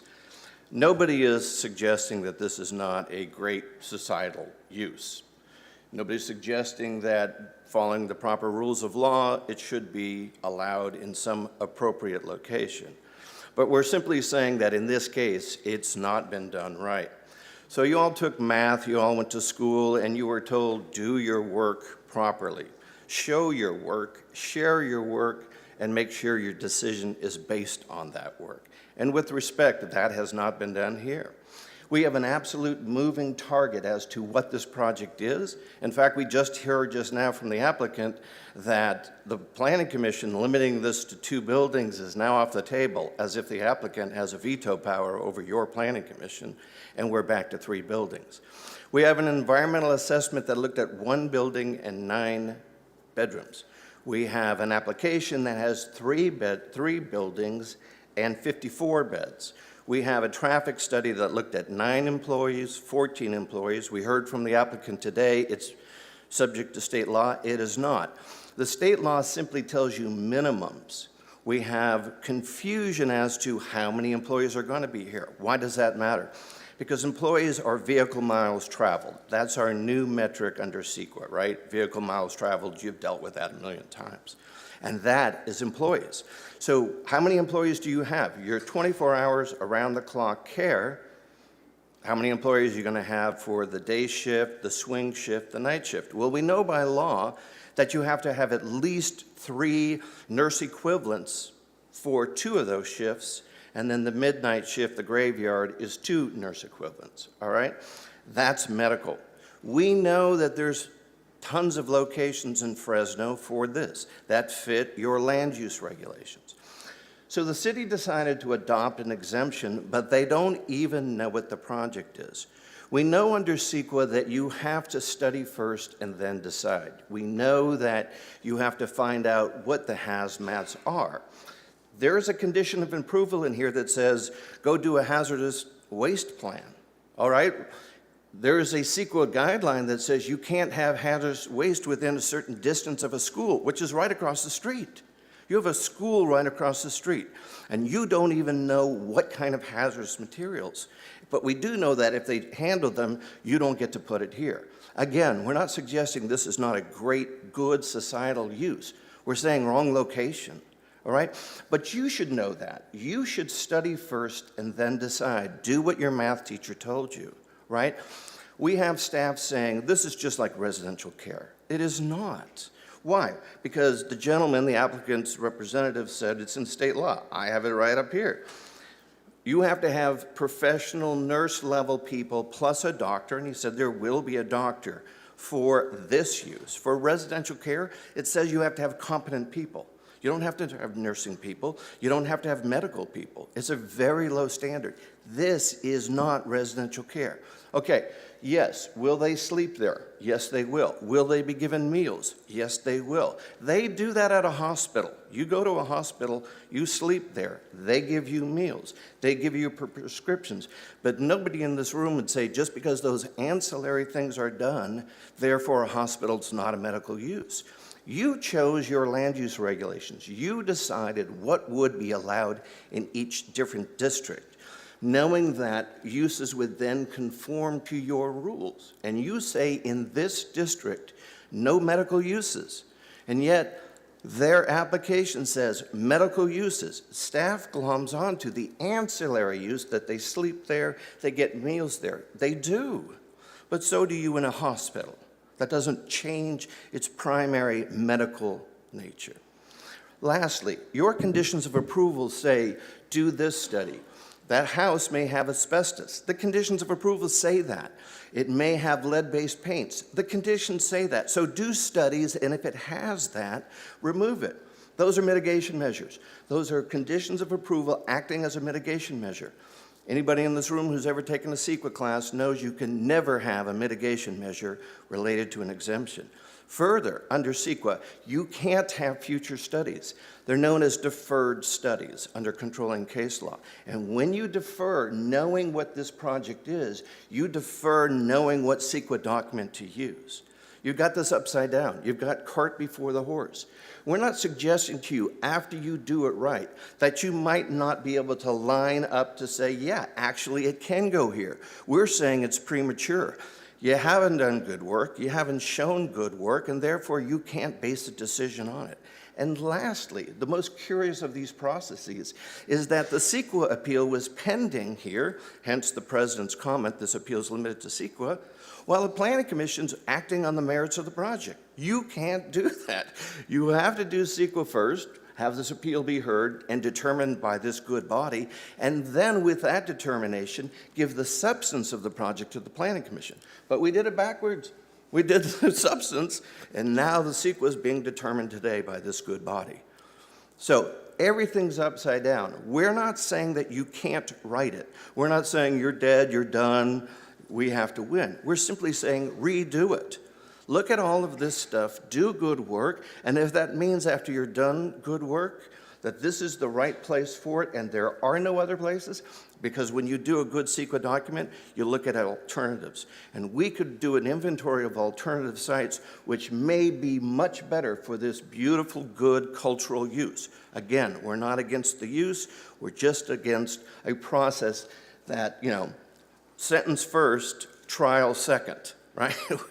We've got ready, fire, fire, aim going on here, and we need to reverse that and do what the courts say. Neutral arbiters with substantial evidence who base their decision on that evidence and have written findings that show us, the good public, how much good government you're practicing. That's it. Thank you very much for the time. Appreciate it. Happy to answer questions. Thank you, Ross, for the extra time. Appreciate it. Thank you for your time. Thank you. We're going to move on to public comment at this point. We will take comments in favor and against the project in that order. I do have a couple of yellow cards up here for folks like Mr. Campbell and Mr. Durkee. I'm not sure if you're for or against the project, but what I'm going to do at this time is if you are in favor of the project to come line up behind the microphone at this time, and we'll allow 3 minutes per speaker. Do we have anybody in favor of the project that wishes to speak?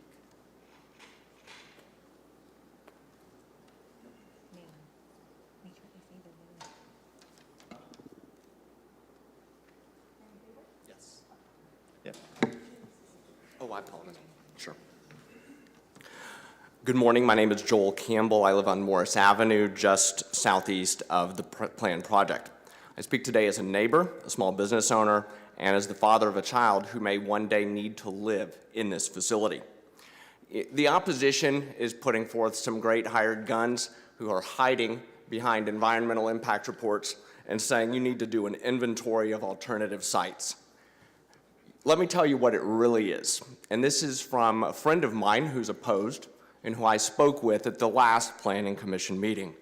He said, and I quote, "Yes, we desperately need this facility in Fresno, but just not here." He then went on to say that it should be south of Shaw. Let me tell you something else. Not too long ago, I talked with another opposition homeowner who said this, unrelated to this issue, said, quote, "I hate, expletive omitted, poor people," end quote. That's what this is about. There are many people in my neighborhood who are for this project, but they're afraid to get up here and speak. I'm not, because I'm here for people like my son, like Brian's daughter, and like the many other people in Fresno who need this facility and who need it now and who need it here. They shouldn't have to go out of state. They shouldn't have to go to Lancaster. They shouldn't have to go to Southeast Fresno because my neighbors don't want to have to look at disabled people. Let me tell you a little bit about my son. He's 12 years old. He was born with severe medical problems and has had 35 surgeries at Valley Children's Hospital. He goes by his nickname Mac in public to protect his privacy, but he is this year's Children's Miracle Network ambassador for Valley Children's. Many of my opposition neighbors know him. They like him, they love him. They need to realize that other disabled people are likable and lovable as well. Mac has raised and helped raise hundreds of thousands of dollars for Valley Children's in this community. When my wife and I get to the point where we can't care for him in our home, when we're in our 70s and our son is in his 40s, he needs a place to be. We're very, very blessed to have flexible schedules, to have the resources to care for him in our home, and to have amazing nurses who come to our home. He needs that same care if he's an adult living on his own. He should be able to move right down the street and have that. So that's what this is about. Many of my neighbors, they're good people. Most of them don't, I believe, don't share this vitriolic hatred for the poor and the disabled. It's unconscious. They just don't know. And they've been caught up into this frenzy by the few people who really have the hatred. So give this an opportunity. Mr. Whelan and his team are going to do a good job, and I thank you for your time. Thank you very much. Anybody else wish to speak in favor? Oh, my timing was awkward earlier. Am I allowed? You're allowed to speak again if you'd like. Yeah. My name is Jennifer McClelland. I worked as a police officer in the city of Fresno for 8 years. I lived in Fresno for most of my life, and when I did live in Fresno, I lived south of Shaw. I'm here today as an advocate for disabled people who are like my son. My son has a complex genetic syndrome. He uses a tracheostomy, which is just a hole in his neck. It helps him breathe, and he uses a ventilator at night. We think of ventilators as scary things that happen in the ICU for sick people. It's just a disability. If people said, we don't want this facility for disabled people who use wheelchairs, we would laugh at that It's not acceptable, right? If people said, we don't want this facility for the blind, we're not happy with their white canes, that would not be a reasonable objection, right? A ventilator is something that disabled people use as an accommodation to function in society. It's no different than a wheelchair or a white cane. It's just a tool that people use. I don't think that anyone's acting from a position of malice. I think it's just an issue of not understanding. When I advocate for my son, I don't need to pick a fight. I just need to let people see him person to person. He's just a person who needs a little bit of extra help. It's important to me as an advocate for the disabled that this sort of place exists. When my son needed more care than could be provided here in the Valley, he had to live in an institutional care facility in the Bay Area. For most of the first year of his life, we were commuter parents because we simply could not be near him. The kind of care that he needed did not exist here. It's heartbreaking. It's hard on families, and it's hard on the disabled people who will be living in this facility. As a mom, I have to do a lot of Googling because there's a lot of acronyms, there's a lot of laws, there's a lot of confusing stuff. The important thing isn't any of that. The important thing is the people who are going to be living in this facility as part of one Fresno. Thank you. Is there anybody else in the chambers that wishes to speak in favor of the project? If so, you can come forward at this time. If not, we'll move to Zoom. City Clerk? Yes, we have Brandy. Hello, Brandy. Do you wish to speak in favor of this project? Yes, please. Okay, please proceed. Thank you. I'll be brief because I feel like the two people before me spoke a lot of things that need to be said, and I think that we need to not make, again, false dichotomies and things that might, so I just wanted to thank the work of the city, Phil, and thank you, Karbasi, for what you said earlier regarding this. This is we know that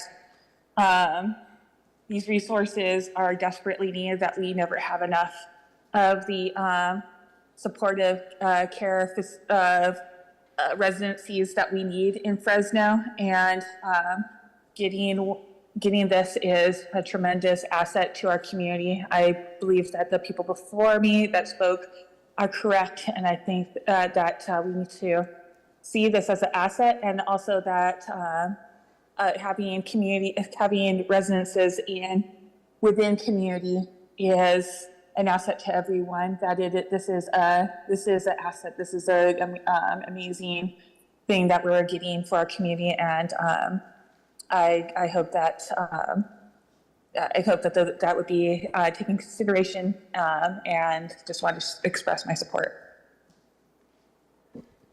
Thank you, Brandy. Council President, that is all we have. Thank you, City Clerk. Is there anybody in the chambers that wishes to speak in opposition to the project? If you would, please line up behind the microphone and we'll take you in the order that you make it up to the front. Please introduce yourself for the public, and you'll have 3 minutes to address the council. Good morning, Council. Thank you for the opportunity to speak. I will accept the fact that I am likely characterized as a hired gun because I'm an attorney. I have been working on this issue for 7 months without $1 of pay because I am a neighbor. I live within 4 homes of this property. Please understand, the zoning for this neighborhood is the lowest density zoning in Fresno, okay? It is zoned with an equine allowance, meaning that there's enough land in these home sites to have horses, and there were horses when I was growing up in this neighborhood. The proposed use is an unprecedented use of a residential lot in this area. There are no lots in this RS2 zoning district with 2 4,500 square foot homes or 3. None. So we are not opposed to a care facility. We are not opposed to people not having to travel. We are not asking that this be south of Shaw. We are asking that the legal requirements be followed. This planning group, or the proponent of the plan, has done the bare minimum to meet with neighbors only when ordered by a code or the planning commission. There were no other meetings. They are trying to do this on the cheap by not going through CEQA, by not going through good neighborhood communications to bring us in and tell us exactly what the project's going to look like. And this is about money. One house, 80% of the neighborhood opposition goes away. Two houses, they need because they need to make a profit. This isn't about a single house caring for people locally. This is about making money from 36 beds and disrupting and altering forever our neighborhood by subdividing a single-family residence lot. We would ask that the council require the legal requirements to be followed, and I appreciate the time. Thank you. Thank you. We'll take the next speaker, and I'd like to remind you to please identify yourself for the council and the public before your 3 minutes. Good morning, council members. I'm Robert Sullivan. I have been a member of this community since 1971 and have practiced law in this community ever since. I'm not like Mr. Wanger, however, here as a lawyer. I'm here as a resident of this neighborhood. And you've heard a lot of very good stuff. I want to add some historical perspective for your consideration. So look around this room. I think I'm probably the only oldest person in this room. And so I'm probably telling you things that you've never heard before. As Andrew Wanger said, this is a strictly low-density residential neighborhood. And to my knowledge, there has only been one proposal since this property was developed for this purpose by the Roberts family and by the Faulkner family 100 years ago. And that was a proposal to put a tennis club, a commercial facility, at the corner of Van Ness Extension and Bullard, which is immediately west of the subject project, proposed project. The neighbors rose up in arms and were all in opposition to it, as they are mostly here today. And I can't remember exactly how long it was, probably more than 40 years ago. To give you some idea, Sharon Levy wasn't even on the Board of Supervisors. She was the chair of the Planning Commission. And the Planning Commission readily and roundly defeated the proposal. That tennis club eventually became what is known as the Sierra Racket Club today, that's out on Alluvial Avenue. This is a residential neighborhood, and it needs to stay as a residential neighborhood. That rubric has never been violated, ever, until this proposal. The second time somebody's tried to put something, a commercial facility, inside of the Van Ness Faulkner corridor. And it shouldn't be done. There are plenty of other places in this city, north of Shaw, south of Shaw, where this can go. Thank you very much. Thank you. That's the end of my time, right? You have you had about a minute remaining. Okay, well, I'll take it. Yeah. You know, lawyers, I can't stop talking. So I can't imagine why the Planning Commission would have approved a facility like this, a commercial facility, right in the backyard of a grammar school. And if you go out there, the traffic jams when the kids are in school are incredible without this thing. And there's very little access to it. It's going to be a mess, and it's only going to be a matter of time before some young child gets hurt or killed with all the traffic that this thing is going to attract. It'll be an absolute disaster for the neighborhood. The last thing I just want to comment is on a procedural matter of due process. I was at the last hearing for this project before your Planning Commission. I have never seen a more deplorable lack of due process in my entire career. The neighbors showed up. There were a lot of us. I don't know how many, Andrew, there were. And we weren't allowed to speak, which was absolutely incredible. 5 seconds. You should take note of that. For our next speakers, when you see the yellow light go off and one ding, that means you got 1 minute remaining. Thank you. Okay, thank you. Good morning. Good morning, panel. My name is Dr. Oliver Zenwogo. Our minds are no less needed today than they were many years ago. So we need to kind of think a little bit about what we're about to do. Previous speakers referenced family members that have, health problems. Nobody knows tomorrow. It could be me, it could be anybody else whose kids will need this facility. But that is not the point. The point is the process was not followed, not to mention the compromise, and I would like to use that word very carefully, compromised panel from the last time we were here, who finally recused themselves after some things were discovered. I don't know if you guys have any copies or access to the transcripts of what happened the last time, but it will be very important to look into that. We are in full support of having facilities everywhere except where they're not proper. I own a facility myself. I followed the due process. In this case, if they follow the due process and everything passes, by all means, they can have their facility. But we can just, make shift and hope that things just go away. Traffic-wise, it's insane. Property value, we all know what's going to happen to that. So please, I ask that you guys seriously consider this appeal. The timing for today's meeting is not very good, otherwise there'll be more neighbors here. Having said that, I'd like to thank you for the opportunity. Thank you.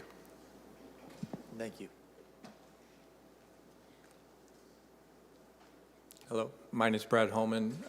I live probably 3 houses away from the entrance on Morris and Sequoia. I'm on Celeste and Sequoia. I wasn't going to speak today, but after the pro talks, I just felt really insulted that that was the reason. I've never talked to anybody that said the reason that we don't want this project is because of who's going to be in there. I had no idea who's going to be in there. I just knew what kind of facility it was. My main concern, and I think most people's main concern, is just it's not in the right spot. If you look at the map, and I'm sure you guys have looked at the map, the back entrance to this facility is off Sequoia and Morris.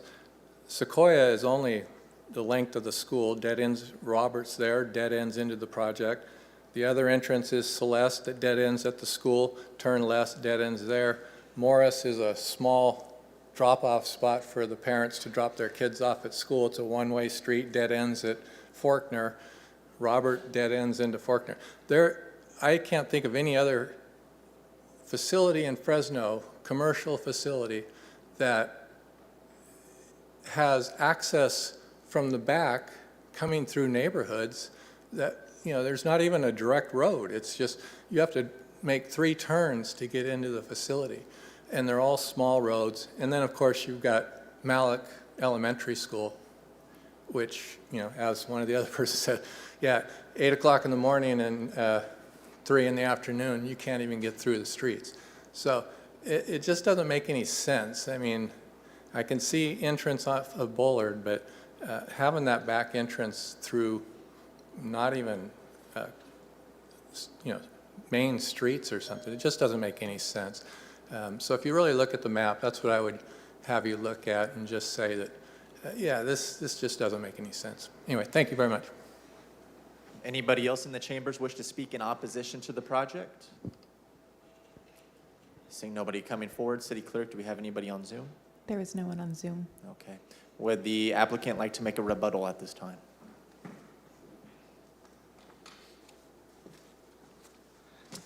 Thank you. First of all, the notion that this is all money-driven is false. There is some aspect, of course, of business, but our neighbor, Mr. Smitkamp, with over 10,000 square feet of a house, offered us over $1 million to go away, okay? we're committed to this project because there's a tremendous need in the community.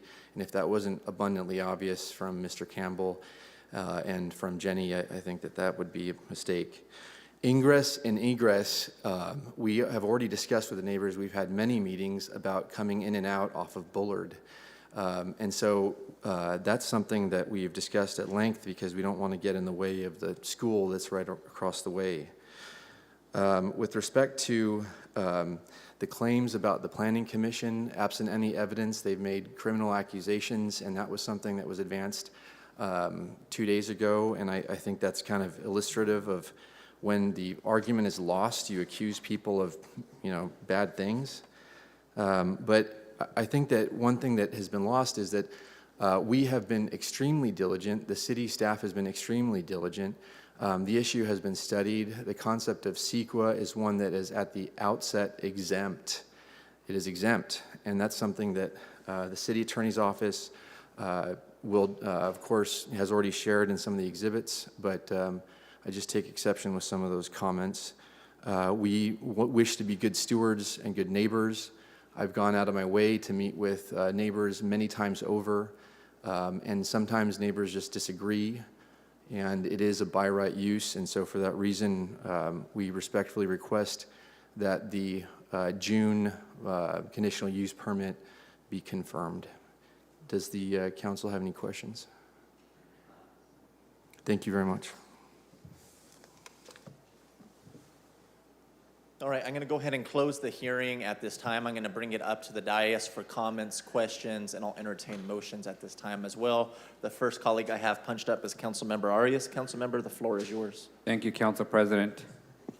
Just want to point out to the audience who hasn't been to a council meeting, when we're looking down, we're not paying attention to what you're saying, but we typically get a lot of last-minute emails, letters for the record, so I make it a point to read every single correspondence that's received for every item. And we got an influx of new concerns, so I was trying to catch up on all the comments that were submitted by the neighbors. I have taken the time to thoroughly study this item in particular, and here's what I've taken away from it. One is from the public comment and what's been on the record in the Planning Commission, that everybody agrees that this is a great use and a great need for the city. I've heard that from both sides today. However, the concern is just not here. Some have suggested the process hasn't been perfectly followed. The other thing that I've taken away is that we're, as you all know, in a dire need. We're in a housing crisis, and there's a dire need for more housing, especially supportive housing. As a council member for District 3, I know what that looks like. Just about every homeless shelter in this county is in my district. I also have methadone clinics, county jails. I have 5150 facilities, and the county just opened a needle exchange program in my district. And we also have a significant amount of Section 8 and multifamily and high-density housing. I personally live right next door to 400 apartment units. So we all recognize that there's a need, especially for the community that is disabled, which is a significant amount in our city. What I've also heard is business leaders and lawyers who have come before us asking us to ignore CEQA or find CEQA in their favor, or even advocate for the elimination of CEQA because this slows their personal business projects down that they're trying to develop in our city. And they think that it's been weaponized by residents who use CEQA to host public hearings. I know a little of that too. I've had 1 million square feet of warehouse industrial uses built right next to residential neighbors, where the neighbors aren't happy with it, and business leaders and lawyers tell us that under CEQA, they have a right to proceed, and we should. And yet, those same individuals are now using CEQA to slow or kill a project in their residential neighborhood, which they have a right to do. That's what CEQA is meant for, is to hold these public hearings, to have all the concerns and the impacts evaluated. I also want to make it clear that before us is a conditional use permit as well. Conditional use permits are not permanent.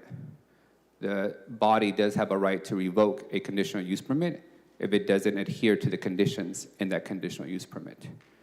We've also heard that the concerns overall have been around this being a residential neighborhood. I think that's clear. The record is clear that this is a residential neighborhood. But state law is also clear that supportive housing for the disabled belongs in a residential neighborhood.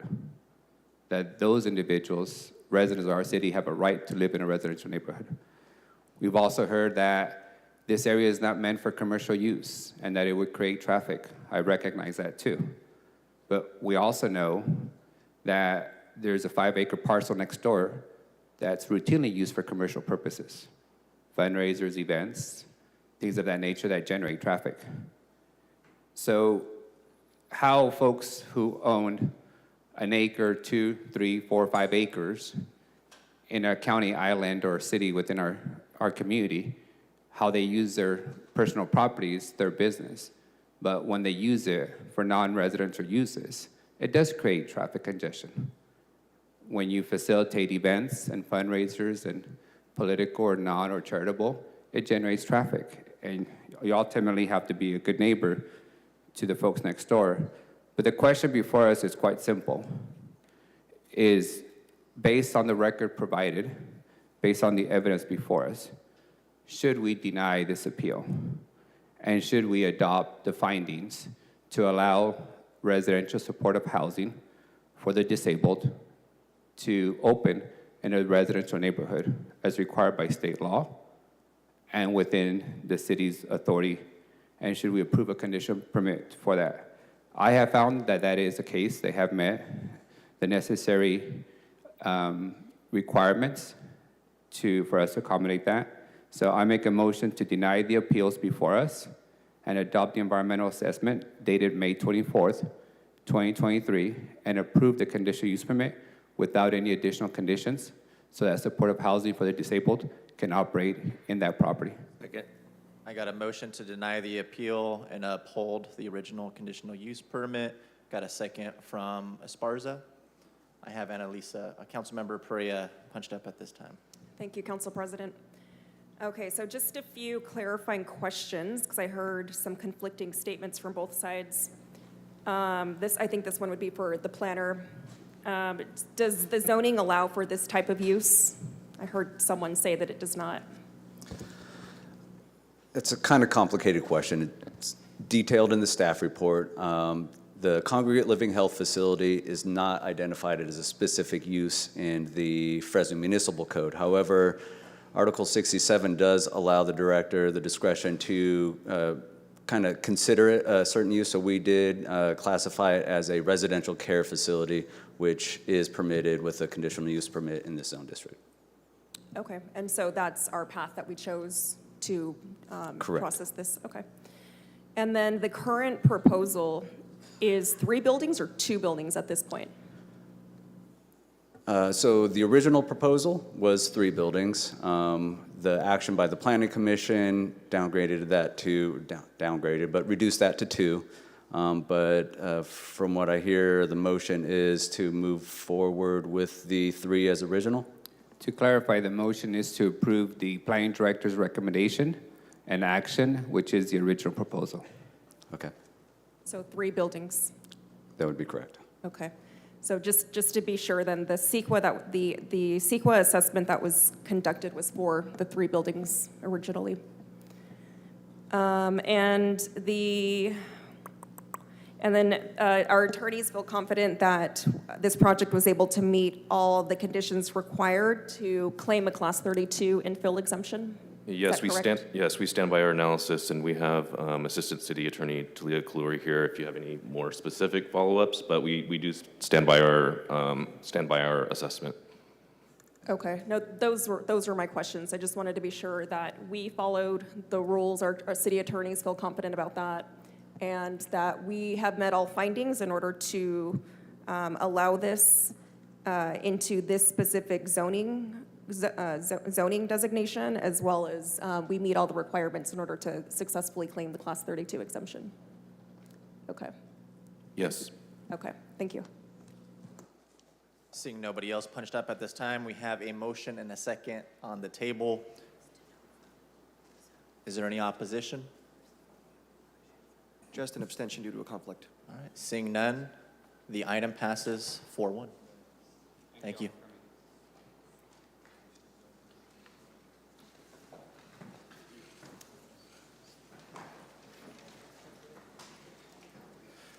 Can we please have Council Members Chavez and Bredefeld re-enter the chambers at this time? I believe there is a required statement needed from both council members regarding this last item.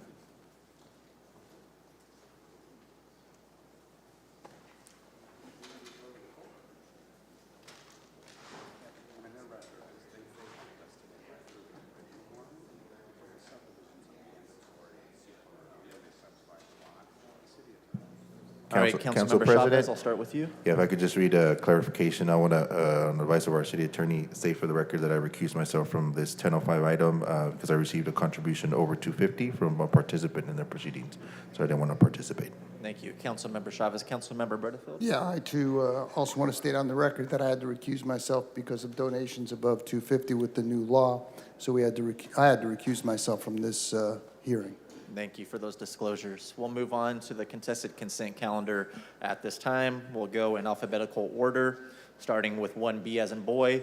Approve the appointment of Derek to the Disability Advisory Commission for a term ending June 30th, 2024. This was pulled by Councilmember Arias. Councilmember, the floor is yours. Council President, just one question for the administration.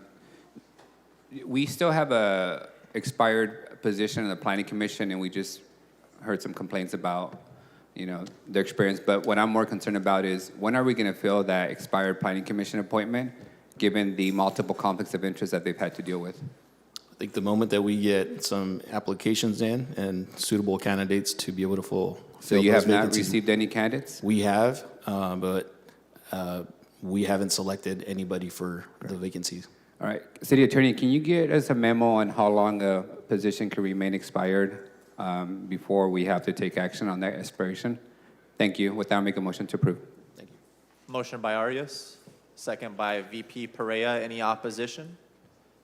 Seeing none, the motion passes 7-0.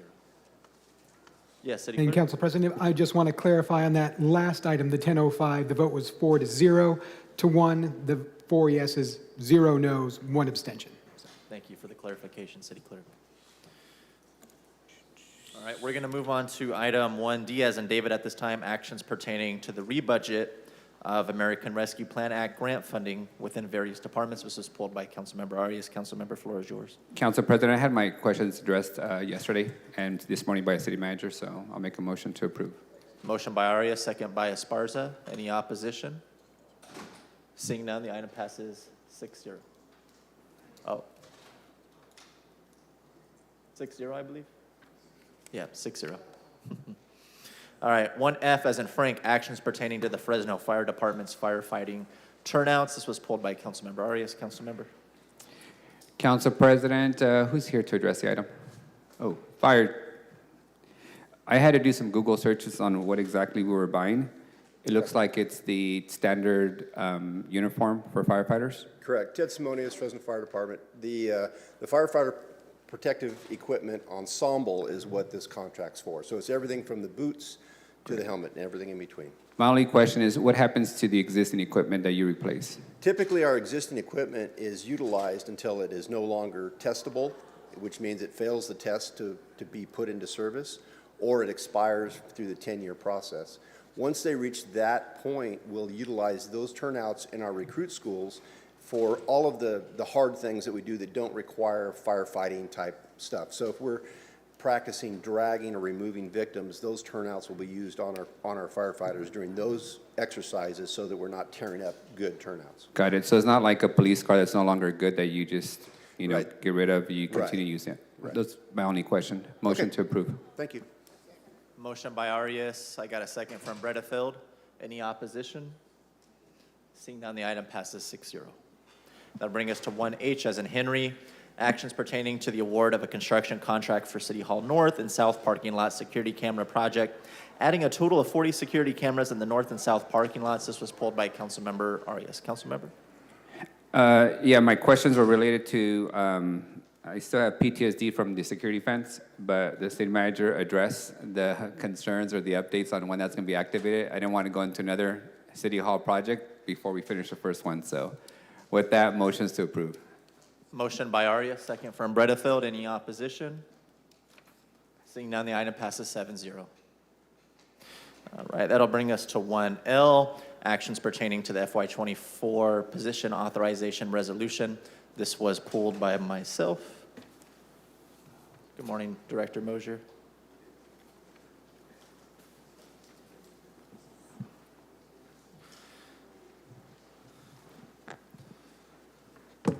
Good morning. So the last council meeting we had, I told you I'd be supportive of this item at this time. I'll make a motion to approve right off of the bat, seconded by Council Vice President Perea. My consternation last time was obviously with the turnaround time on some of our one-off projects, you know, the buckled sidewalk here, the concave gutter here, and not really having a plan in place to address those within a reasonable timeline. And I know that you had met with my staff recently, and I suppose my concerns are still related to those one-off projects, but I think the scope of my concern has expanded. Because, you know, we're learning that a lot of the larger projects, public works projects that we had planned are now going to be delayed a significant amount of time. And so, you know, I don't suppose there's probably anything you could do about it, but I would like to have a better understanding of how we got here. You know, we meet about once a month with your staff to talk about big public works projects in our district. A big one for me was the paving of Dakota Avenue, which we had identified about a year ago. And, you know, every month we meet, and, you know, summer 2023, summer 2023, summer 2023. And in that time, we add positions to Public Works. We pass a budget allotting more money to Public Works. We create a new department to help offset some of the burden that Public Works was having. And then we get to the summer 2023. Okay, now we can't do this project. We're going to have to contract it out to a third party, and it's going to be an additional year out. I just don't understand how the management of this department can allow for such delays. And I understand that some of it is out of your hands, Director. And I think me and my staff have been pretty understanding of some delays, you know, whether it's 2, 3, even 4 months, I think is understandable. But, you know, we're being told that this big public works project is not going to be delayed until the next season. It's not going to be done this season. It's not going to be done this calendar year. It's not even going to be done this fiscal year. And that's after a year of monthly follow-ups saying that we could do this project summer of 23. You know, we have community meetings, we have town halls. I try not to be super specific when we have meetings about projects because I know, again, some of the things are out of our control, right?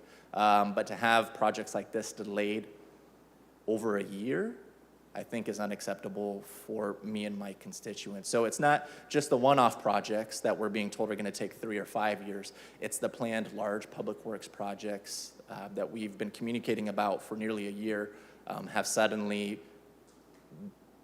been delegated to next year's project list. And in layman's terms, as succinctly as possible, can you tell me how we got here? Absolutely. Good morning, Council President, Council Member Scott Mosier, Public Works Director. We did distribute a tray memo, to describe the strategy on addressing projects, and I believe we have a solid plan for each component of it. The materials, which I'm glad to go through, outline what we are handling with our street maintenance crews, whose mission is primarily maintenance, small projects, not large-scale capital improvement projects. Those are best handled by the private sector when we're talking a large project. We've outlined a package of projects that, as Public Works, that we will be bidding. We're already working on the bid package for a group of paving projects, and then we've also listed those that are handled by the Capital Projects Department. So overall, how we've gotten here, and in many ways, it's a good problem to have. And we could be specific with the Dakota project, okay? Absolutely. Yeah. So with Dakota, we initially had a schedule, and then what was approved was the whole slate of ARPA projects, which carried with it a significant deadline Also, amounts of council infrastructure projects that were given high priority, as well as things like the residential speed hump program, wherein we were bidding that out. We now have a requirements contract. That's all being delivered. But there were emergency locations that were desired to be done very quickly. So with each of those, as much as we have... What do you mean emergency situation, Director? There were requests by specific council district offices to expedite certain speed humps to be installed prior to the contract being in place. So things like that. For my clarification, I mean, we could have a plan in place to address public works projects, and a single council member could call your office and direct you to expedite a certain project, and that would put the rest of ours on the back burner? Not District 4 projects, no. But there were, for example, there were some that we tackled within the area. But back to big picture, big challenge with delays has been, for example, prior to council approving the formation of Capital Projects Department, prior to increasing salaries for licensed professional engineers. Before that, our engineering division had about a 30% vacancy rate. So we could come into the year laying out with the positions filled. Yes, I could stand before you and say, with these filled, these will be delivered. How long has that 30% vacancy been in place? The issue first cropped up in 2017. So yeah, we had our conversation, I believe, in 2022. Yes, we did. And numerous projects were added to the portfolio since that time. So if we had had... By whom? Through council budget motions and actions. So that has been the big challenge overall. And I think that's part of where the consternation comes from. I think we all have priority public works projects, but I don't think that's being relayed appropriately, that Councilmember Esparza makes a motion for a project in his district. Suddenly, the one that's been approved for my district is funded and has been on the calendar for a year, suddenly being moved out an entire calendar year. How does that happen? We did have a period of time where it was discussed that Dakota, just given the added workload, would be outsourced, plans prepared, bid out. But once again, without ability to fill those positions, that wound up not being doable. Again, a strategy of designing them, outsourcing them, but without staff available, we pulled that back. We pulled that back to street maintenance. So it has been a scramble trying to take care of the needs, trying to address really an unprecedented amount of funding. Again, we're very appreciative of the recognition of the infrastructure needs in the community.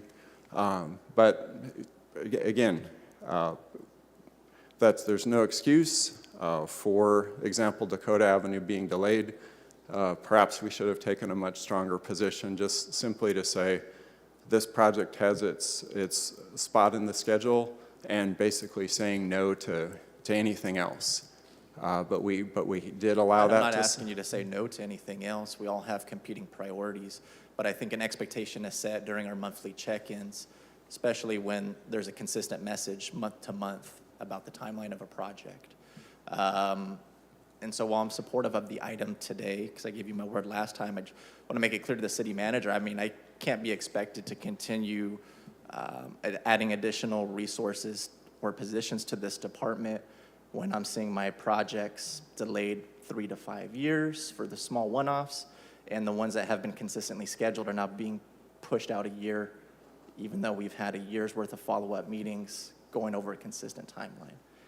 That's just not acceptable to me. And again, I know a lot of it is out of your hands, but it sounds like some of it is in your hands too, because it sounds like there's being a judgment call made at some point to bump some projects up and move others out of the way.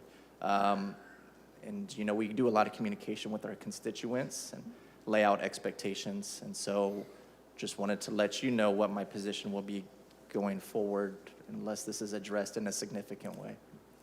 I understand. I appreciate it. I can tell you that this has also been a bit of a learning experience for me, as I I was hearing, frankly, I was hearing about some of the dates that you were being given from your offices. And when I was hearing the dates, I was like, wait, what? So I'm not happy about it either. I can tell you that our office is going to be more directly involved in being very clear on what the scheduling is and being very clear on understanding that if we are making subsequent decisions that are going to affect something that we've already committed to, then we need to make sure that you all know that. Because I think if we tell you something on March 1st and on December 1st, we bring you something to vote on that's going to affect that March 1st date we gave you. You need to know that. And I don't think we've done a good job of that, because I can tell you, I didn't know that. So if I don't know that, I don't know how you all can know that. So I hear you loud and clear. We're going to, Ruthie Quinto and I have had discussions. Scott reports to Ruthie, and we have had a lot of discussions about some alternative delivery models. We need to be thinking out of the box. While it is true, having the unprecedented level of money coming in at the same time where it's been really hard to hire, but I hear you. I feel like you have been very generous in giving us the tools to deliver, and I don't think we have done a good enough job in the communication and meeting the expectations. We'll do a better job, and I think we need to do a much better job communicating. I think I have to tell you, it's one of the things that makes me a little nervous of when staff is meeting with council members without the manager's office in the room, because, and I know you guys want that, and I don't want to be a barrier to that, but I don't know what's being said in those rooms, and so then I get caught off guard because I didn't realize that the commitments were being made. So, and again, City Manager, I know when those commitments are given, they are somewhat loose. I know Yeah. things happen. I know. People call out sick, and in my head and in my meetings, I try to bake in a little bit of a buffer room. Yeah. Give a season Yeah. or a fiscal year. But when it goes beyond that, I think I hear it's you. very I problematic, don't yeah. disagree with anything that you said. I think we need to do a better job, and we will do a better job. Like I said, I feel like we are now, I think you have given us the tools to succeed now. I don't think I could have said that 6 months ago, a year ago, but I feel like council has given us the tools to succeed, and now we just need to do a better job of delivering. So I know everybody's working as hard as they can, and sometimes we just may need to look at things differently. If we have an unprecedented amount of work and resources, we probably need to look at our service delivery model in a different way. We can't just do things the way we've always done it, because things are different. So I hear you. I don't disagree with you. My office will be I'll make sure that I'm a little more engaged in understanding what's going on and what the decisions are being made, because I just have to be honest. I have not been engaged at that level of detail. So I can assure you that I will be from this point on. So thank you for your comments. I don't disagree with you. Yeah, I appreciate your feedback. And Director, I think you and your department continue to do a phenomenal job when you are out there in our district. We consistently get good feedback, whether that's the concrete repair, the potholes that you fix, or the trees, the hundreds of trees you guys have planted District 4. I mean, we consistently get compliments. But Thank you. I see something deficient here, and where we do not have a game plan to address a lot of these projects in a timely manner. And I know you're working on some of that behind the scenes. I think we are going to have to get creative, out of the box ideas here, whether that's a 24/7 public works service or some other model. That is something I could be supportive of, but I really would need to have some sort of concrete plan about how not just these one-off projects, but these large public works projects can be addressed in a timely manner for me to be supportive of increases in the future. And I hope that's understandable to you, but that's probably the most important things to my constituents, is those public works projects. To be frank, I'm not sure, they're paying a lot of attention to the policies that I make up here, but they do notice the public works projects, and that's probably one of the most important things to them. And I have a couple other colleagues punched up at this time too. Starting with Councilmember Carbasi. Thank you, Mr. President. I heard 24-hour public works crews, and I got excited. No, I just want to reiterate, I'm ready to support this item today, but I do want to piggyback off of some of the comments of the council president. Your department has done a tremendous job helping me deliver on the expectations set forth by the residents of my district. My only concern is I love it when your crews do the work. I always worry about outsourcing. In most cases, contractors, they fulfill their requirements. We've had experiences where they haven't, but your department has been very aggressive at keeping them as best as we can on schedule, and I want to thank you for that. But moving forward, especially with the new capital projects department, in my mind, I'm expecting more output. And I really, we don't know if we're, we know we have a deadline when we have to leave this building. And I will say staff always outlives us, but we want to make sure we are able to meet our obligations, because once we're gone, you never know who the next person, what priorities they'll change. And that happens, unfortunately, all too often. So I will say this, I'll support this item today, but I will be, like my colleague, just looking to see how we're handling capacity. Great work, you're doing a great job, but we're going to do our oversight part 2. So thank you. Thank you. Thanks for listening to us, Finn. This is important to us. I don't want to construe it as I don't appreciate or think that you guys are not doing a good job, because you are doing a great job. We need to work on those timelines. Thank you. And I do want to emphasize in the materials provided, we do have an innovative delivery model there's about 13 projects on the list. And so we're taking what's normally over a year of development of bid documents, and we're shrinking that down to about a 2-month period. So it's an innovative model utilized by some other agencies, such as Fresno County. Actually takes that approach with their big annual overlay program for streets and roads. So we are prepared to move that forward aggressively. Capital Projects Department has its workload, as you'll note there, on a traditional delivery model. We have our street maintenance crews, and we're expediting this very large package to come out and to deliver that all in calendar year 2024. So, one last clarifying question on my end. The fact that we're going to potentially be contracting out a lot of these large public works projects, does that mean the projects that aren't on that list to be contracted out will then be expedited because that workload will be taken off of the back of our internal city staff? That is correct. One of our goals in developing this plan, in conjunction with adding the 3 concrete finishers, was to bring that capacity back to be able to handle the smaller, for example, what we call council infrastructure projects, smaller numbers of residential sidewalk repairs, some of the infrastructure projects, for example, such as Median Island, adding decorative concrete and supporting the tree planting program, things like that. We get that back, because prior to this, we were in a situation where it was simply all hands on deck just to deliver the ARPA program. And this gets our capacity back. So we appreciate your support. Thank you. Councilmember Arias. Just want to point out the speed bumps that you all took care of in the summer. I know it has to be done in the summer because of weather conditions. Those are much more appreciated and useful and improving the quality of life for our neighbors than the flagpoles at EM Plaza.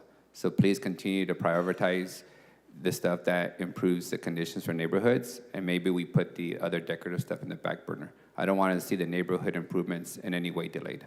Thank you. Motion and a second on the table. Seeing nobody else punched up, do we have any opposition? Seeing none, the item passes 7-0. Thank you, Director, Assistant Director. I appreciate both of you being here. We'll move on to item 1O as an ocean, action pertaining to homeless youth services agreement provided under the HAP program. This was pulled by Councilmember Chavez. Councilmember? Thank you, Council President. Director Sky, thank you for the work that you've been doing. This line of questions is more along the lines of how can the city better help, particularly the vulnerable populations, our foster youth. We just approved that project, Home Key dollars. I know that wasn't easy to leverage those dollars. So I had a couple of questions, and I don't know if you can answer, or maybe the representative of EOC. Obviously, the closing of the EOC sanctuary is a big loss for our community. And they know the details of what happened, but just for the benefit of the public, what was the reason behind the closing of that sanctuary shelter? I know you had some information on that. Yeah, Councilmember Chavez, thanks for the question. Phil Sky, Assistant Director of Planning and Development Department. I do think it would be best, honestly, to hear directly from Fresno EOC, if that's okay with you. Misty Blanco's here. I'll just invite her up. Thanks so much.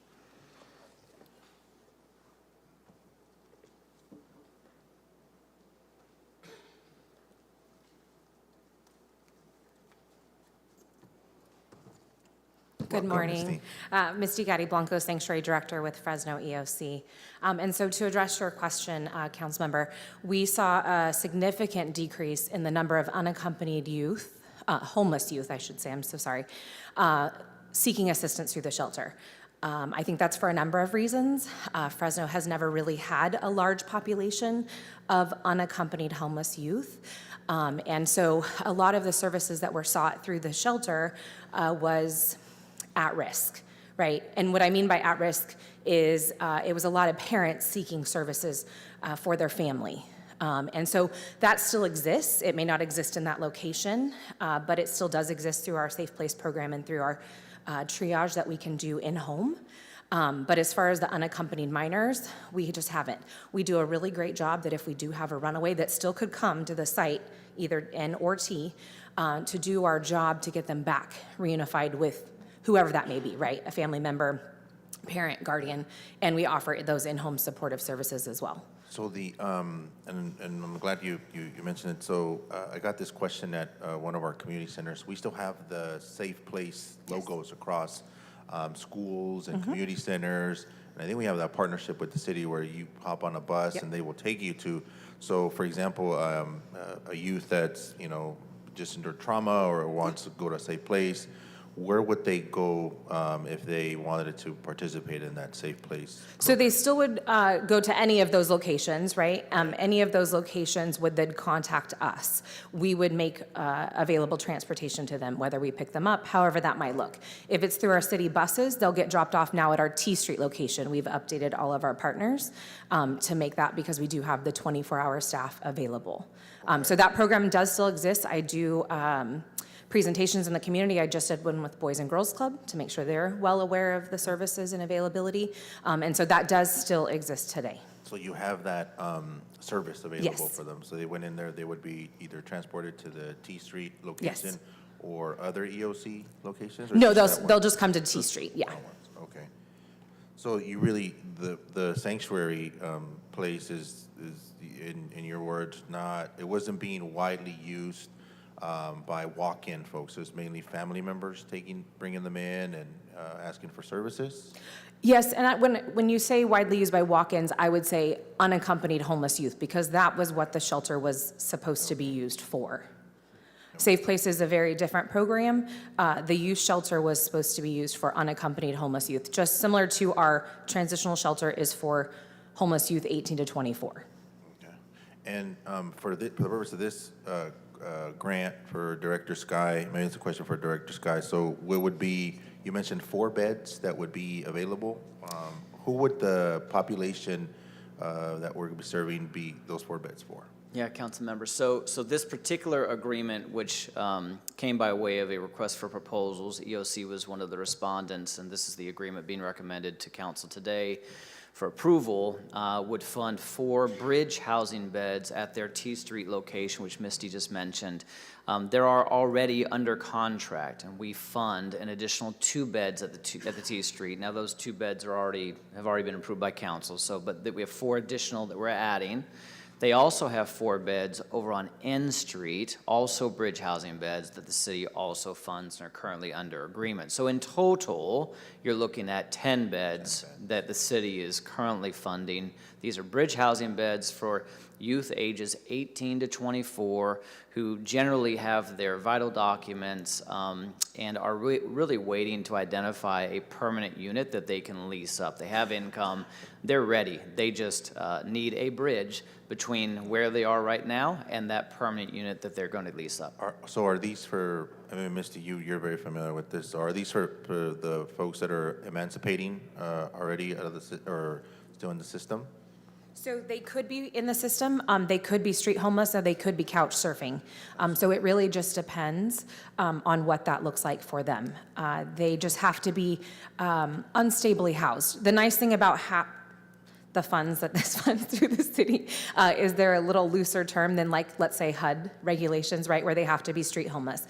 But most of these are actually coming from the streets or that unstably housed. And as Phil mentioned, it's that bridge. So a lot of these young people will go into our transitional shelter. And then because as we know, shelter is 30 days, right, max for us is 90.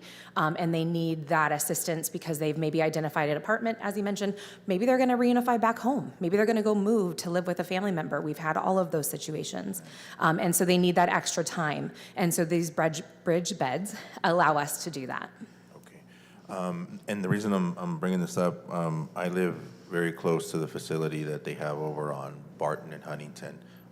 We've had foster youth that were at that age range come back, and it's been a challenge, right? Because they don't have somewhere to go. The county allows them to go outside, and you don't know if they come back or not. And the feedback we've gotten is like the sanctuary was somewhere where they could go and feel safe and talk to somebody. You guys have great services there, counselors, social workers, psychologists. But what I'm hearing is you still have those services over at the T Street. That's the new location, the new safe place, I guess we could call it. Right? Yes. And then how would that referral system work? Would they just contact you, Misty, or somebody? They can contact the location directly. We have a text for help campaign, and I apologize, I don't memorize it. But the nice thing about the text for help campaign is when they text the word help to, and I'll get that information to you, it will give them the nearest safe place location. So if T Street is not near to them, it will actually give them, let's say, a Boys and Girls Club or something like that. But they can also hop on a bus and ask for that assistance as well. We have it within the city of Fresno as well as the city of Clovis. Yeah, just get that information to me. I'd love definitely. to maybe have that available and blast it out to our network. And then last question is for our director, Sky. So as we're going through these targeted agreements for housing, what distinct, like these beds that we just described, the 10 total beds that we have, are these all for youth homeless, or are they for everybody? Yeah, the 10 that I just mentioned, council member, are all for that same youth, ages 18 to 24.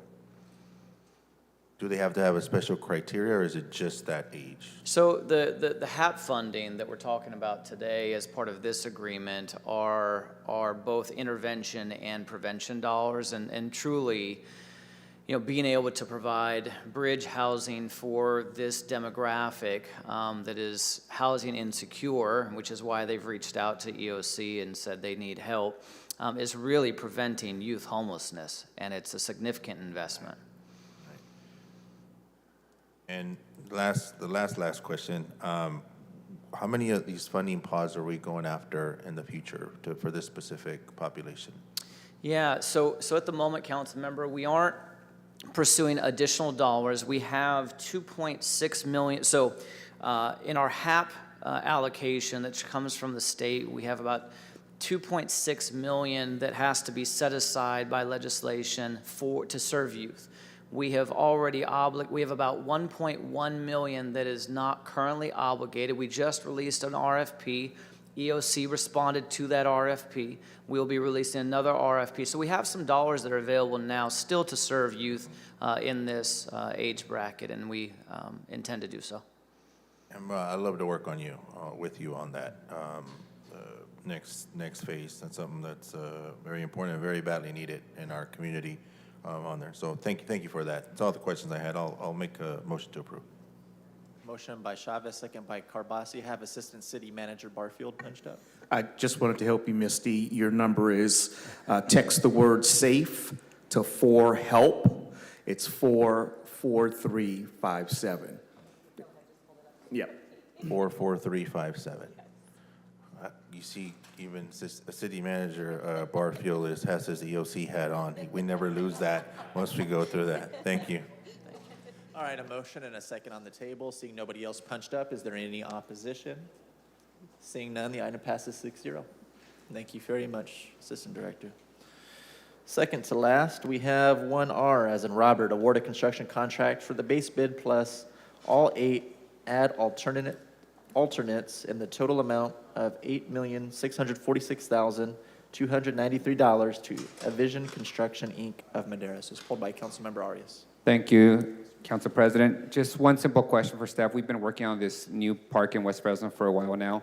What's this construction schedule look like after we award the contract today? Tentatively, we have a start in February, going all the way to the end of September. Okay, perfect. That's my only question. With that, I'll make a motion to approve. Thank you for your work on this. I got a motion by Arias, second by Esparza. Any opposition? Seeing none, the item passes 6-0. Thank you very much.